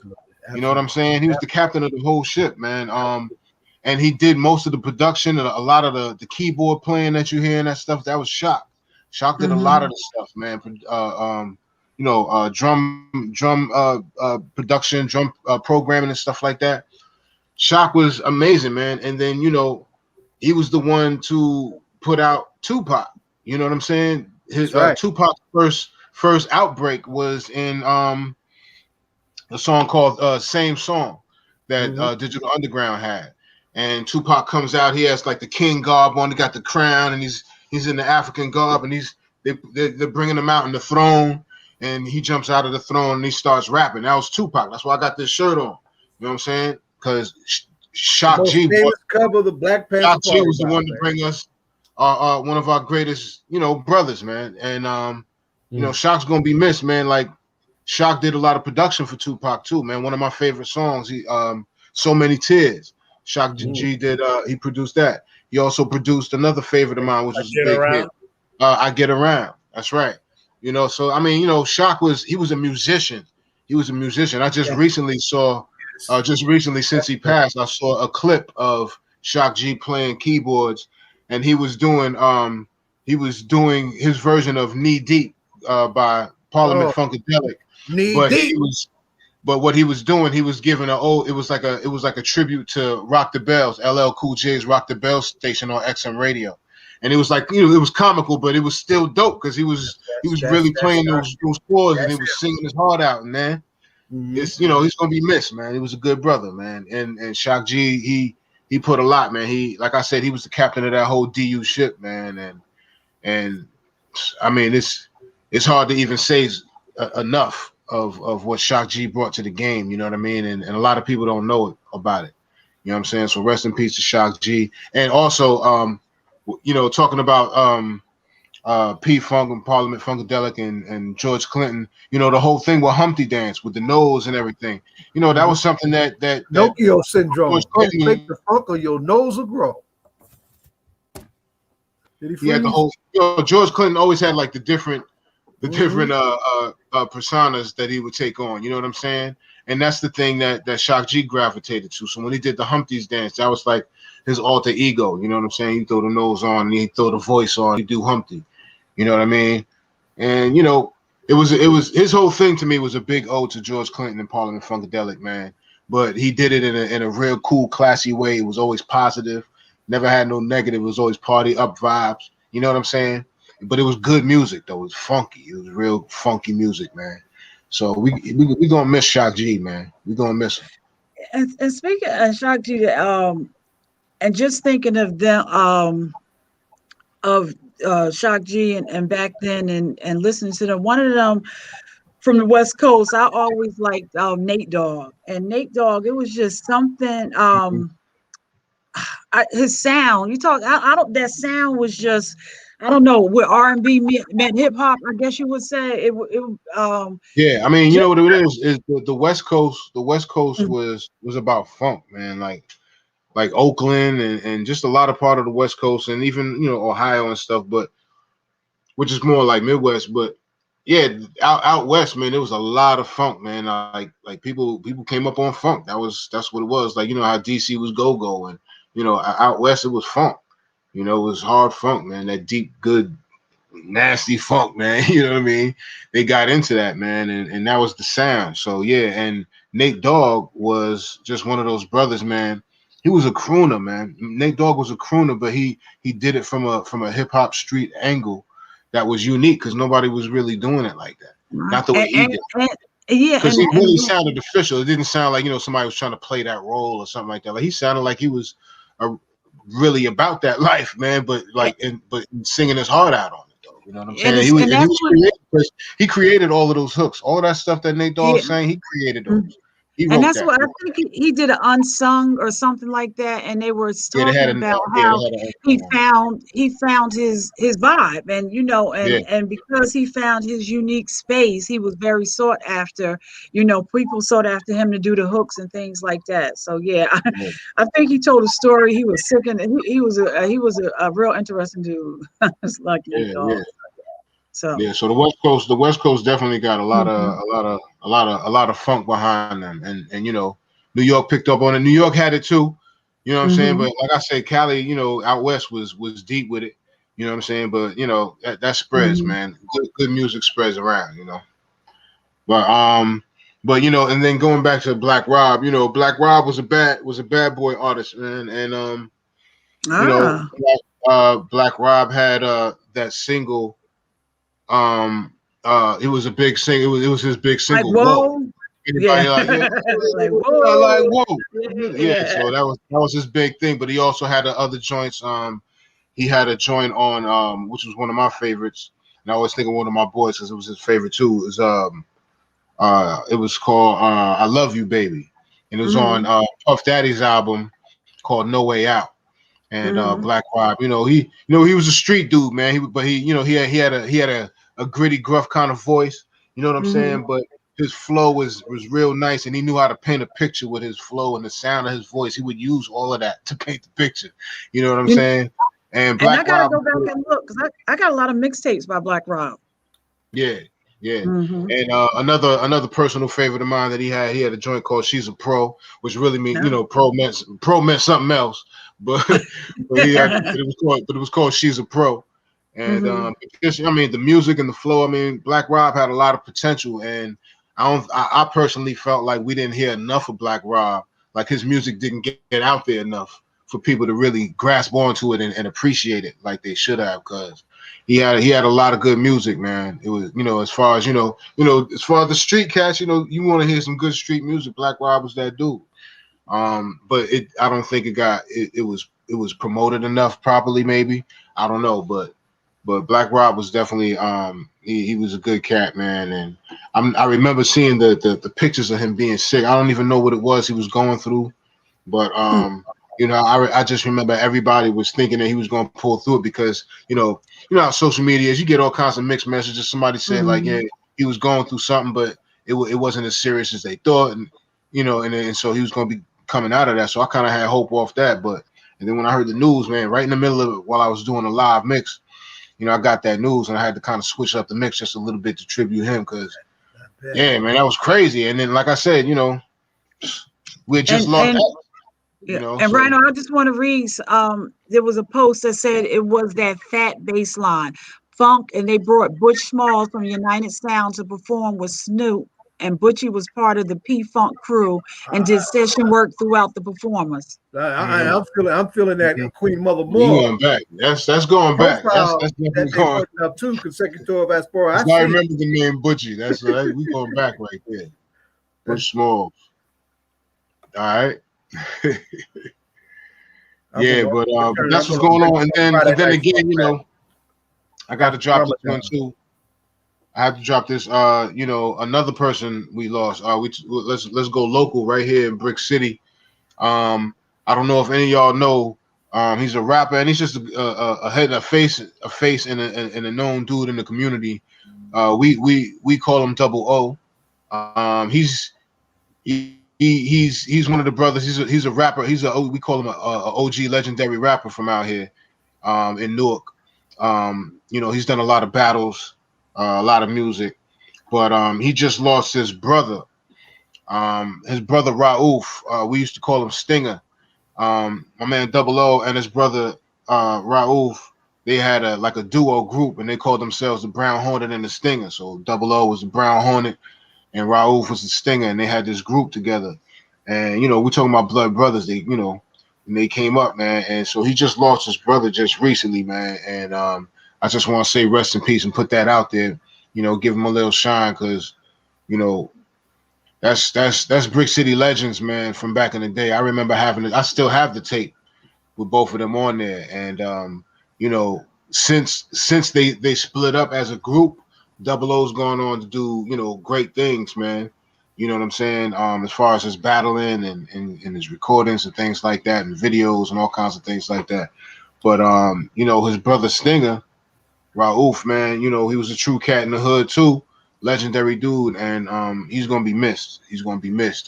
So rest in peace, Raouf Smith, aka the Stinger. And Rhino, is the Voice? I think Snoop was on The Voice. He was like a guest host, and he was critiquing the artist on The Voice. And Snoop just has just such a unique vibe, but he was a great critic. And one of the things that he said to one of the artists, he was just explaining, like she was just trying to find her space and the music. And Snoop was like, don't go chase the music, let the music find you. But he was a good critic, so it was just nice. And then he was also on Jimmy Fallon this week, him and Martha, who's the partner? Martha, I can't even think of her name right now, but Martha Stewart. yeah, Martha Stewart. And they Stewart, was so funny. They was like, how well do you know your best friend? And just to see the work that they're doing together is really interesting. So, Snoop is just, he continues to diversify his portfolio and just keeps doing new things. Snoop never ceases to amaze us. Yeah, Snoop has been he continues to show himself, man, in all of these different avenues that we haven't seen him in, and he's just winging it, man. He's just being himself. Like it's like I don't know what it is about Snoop. It's like wherever you put him, he's just gonna be Snoop, and he's just gonna be accepted, and people love him, and they listen to him, and they laugh, and it's just. I don't know, man. Snoop is just one of those dudes, man. It's global. Like I've seen it with Snoop. It's global. Like everybody loves Snoop, man. You know what I'm saying? He'll come on down and he'll just chill with you, and he'll be everything he says is real. Whatever commentary or opinions he's given or whatever it is, this is real opinions. This is how you feel. But everybody's down with Snoop. So, Yes, big up somebody Snoop. just put Core commercial. He's doing Core commercials. Core beer. Yeah. Yeah, and he's still and I just saw something recently that he just recently did. He's still putting out raunchy music. You know what I'm saying? He's got some things out there. You know what I mean? That's for the strip clubs and for other stuff. You know what I mean? But that's Snoop, man. He's king, man. That's another OG and icon, huge icon. And a tremendous family man. I've said it before and I'll say it again. When we his show when they showed what do they call those shows when they watch your family and everything when they watching you, his reality show was one of my favorites. I did like show Snoop, and he was serious. He's a family man, community man. Mm-hmm. Yeah, Snoop does a lot, man. He gets around and he does a lot. That's one thing you could always say about Snoop, no matter what you think about him and his views and his music or whatever. Snoop does a lot with the people and for the people, so you got to give him that.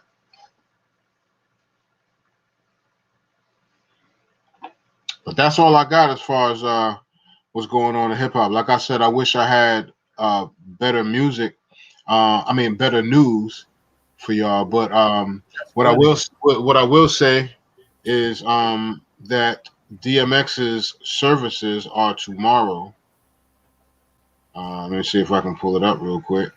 Yeah, there was an essay that somebody wrote a while ago. Brother was like, when he was younger, all of his friends were getting shot. Like when he was teens in his 20s, like people he knew were getting shot and killed. Right? Who, DMX? No. This is a writer wrote an essay. I forget the name of the author. But it just stood out to me, right? He was talking about how many people got killed and how it's common for him to get calls in his 20s, in his teens, in his 20s, of his friends getting murdered, right? Yeah. And he wrote that now that he's in his 50s, he was hoping that when he was getting those frequent calls of his friends dying, part of him was hoping they got shot. Because all of them were dying of heart attacks and strokes and like all these natural causes that are, we survived the bullets, but died from the stress. Yeah. And that's, that's a reality, man. For my generation, like I'm in my 50s, man, and everybody that's dying right now is in their 50s. Right. And it's early 50s. Scary. Yeah. Early 50s, mid 50s, all that. 50s for a black man is Sniper's Alley. Like black men are just dropping. And is it just me? Is it brothers that we lost a couple of teachers? We lost, very popular basketball coach who taught at the Law Center, AC Mosley, was graduated from science coach, real popular teacher, good teacher, passed away. There are a lot of really good people in their 40s and late 40s, early 50s.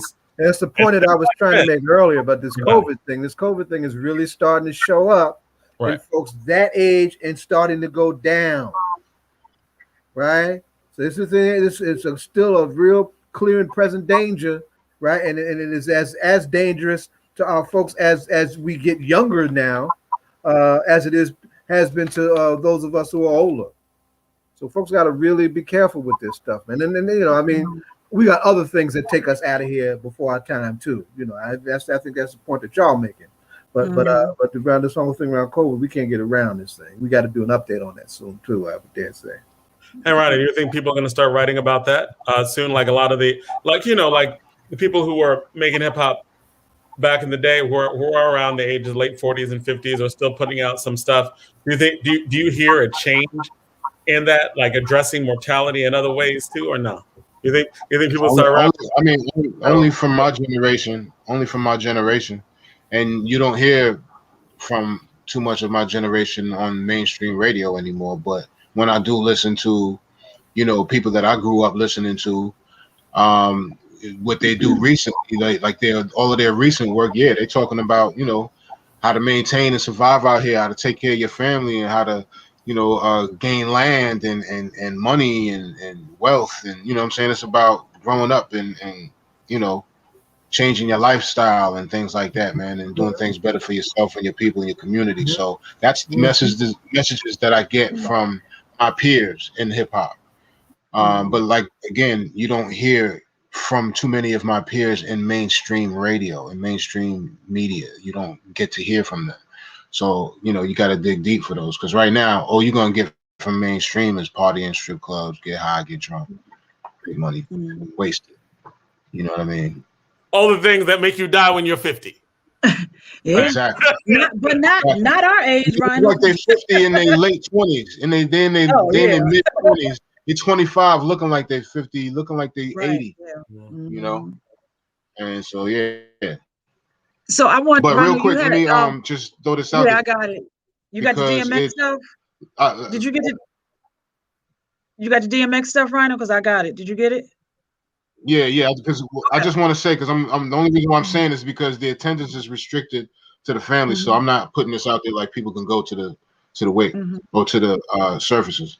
But for DMX, for Earl DMX Simmons, it's going to be live on YouTube and live on BET. On YouTube tomorrow, April 24th, right? Celebration of Life live on YouTube. 4 p.m. Eastern, 1 p.m. Pacific. Sunday, April 25th, the homegoing celebration live on BET, 2:30 p.m. Eastern, 11:30 a.m. Pacific. So that's what's going on for DMX's services this weekend. So if anybody wants to tune in on YouTube tomorrow or on BET on Sunday, they could check it out. Again, tomorrow it's 4 p.m. on YouTube, and on Sunday 2:30 p.m. On BET. So that's for DMX services. Rest in peace, DMX, Earl Simmons. That's it for me. Get at me, dog. So we've got 3 minutes left. For the first time, we may be ending right on time. So to end right on time, what's going on? What are some of the announcements of things that are going on in the next week? Zaid, you're give us an muted. update. Give us the update on protest over Mumia, the surgery, all that other stuff. Yeah, I'm steady talking and was muted as hell. Mumia came through the surgery. All your prayers were answered. Triple bypass surgery was dangerous. He was very weak going in. I was dangerously worried about losing him. I'm going to make it plain, right? We are shutting Philadelphia down tomorrow. Tomorrow will be Mumia's 67th birthday, and we're glad he's going to be able to feel the love of the people, turning it up for him, right? And we're going to do that unapologetically, because his best treatment is not to be shackle-free, but to be free. Right, the time has come to free Mumia Abu-Jamal and to release all aging prisoners. And if we do that in Pennsylvania, we will also get his comrade Russell Maroon Schultz, who's been in longer and who's fighting stage 4 colon cancer and COVID, and being an aging prisoner, all of that. Right, we can get both of them out if we play this right in the state of Pennsylvania. Locally, The Jersey City Anti-Violence Coalition movement is hosting a rally against police brutality at City Hall, Jersey City City Hall at 12 noon. So I want folks who are not going down to Philly to help us shut it down. Y'all falling in Jersey City and help our folks over there. And May 1st, I'll be hosting a virtual book party in celebration of Mumia's third volume of Murder Incorporated with his co-author, Stephen Vittori, who's from Newark. Steve Vittori is a filmmaker that did the film Long Distance Revolutionary that got played everywhere in the world, but got banned right here in Newark because Shaq didn't like it, right? So if I'm gonna try and get Steve on too, because I've been back and forth with Steve. We're just trying to get an available Friday to have him on to talk about his film work and to talk about an incredible collaboration with Mumia Abu-Jamal. This is a 3-volume stake on American history that I would put right in the ranks of the work of the late great Howard Zinn. It's some great work, and neither one of these men are historians, but they put their work in and have given us some serious weapons to appreciate. So look forward to that. All right. So and that is it for tonight. Donna, any final words? But before we leave, before we end the broadcast, as I said, right on time, right at 9. I'll leave to Philly tomorrow. All right, right on, baby. That's right. Right on. Mm-hmm. All right. So Philadelphia, April 24th. You said that was Mamia's birthday. 67th birthday. That's right. Wow. Okay, that's a nice birthday. I know somebody really cool whose birthday is on that day. So big shout out to Mumia on his birthday and for Philadelphia for having it shut down. And real quick, my shirt. I just want to show everybody my shirt. Sister from Newark who's doing her thing. She has a store up in Livingston Mall. So, all right, God is great. That's right. God is great. I know one of the brothers that was working for that company. My brother Ro, my man Rosen DeVore. He was one of the brothers that was working for that company. So God is great. Doing good things. So there's a lot in Livingston Mall. Go buy a hoodie. All right. Yep. All right. Well, thank you. It's another week. We are over. It's All Politics Are Local. Be very safe and have a good week. And go to Philadelphia tomorrow because it's important. It's important. You said shut it down. Shut it down. I think that might happen. So I'll be looking at it and seeing what's up. And talk to you guys later. Have a good week. Be safe. All right. And you don't stop.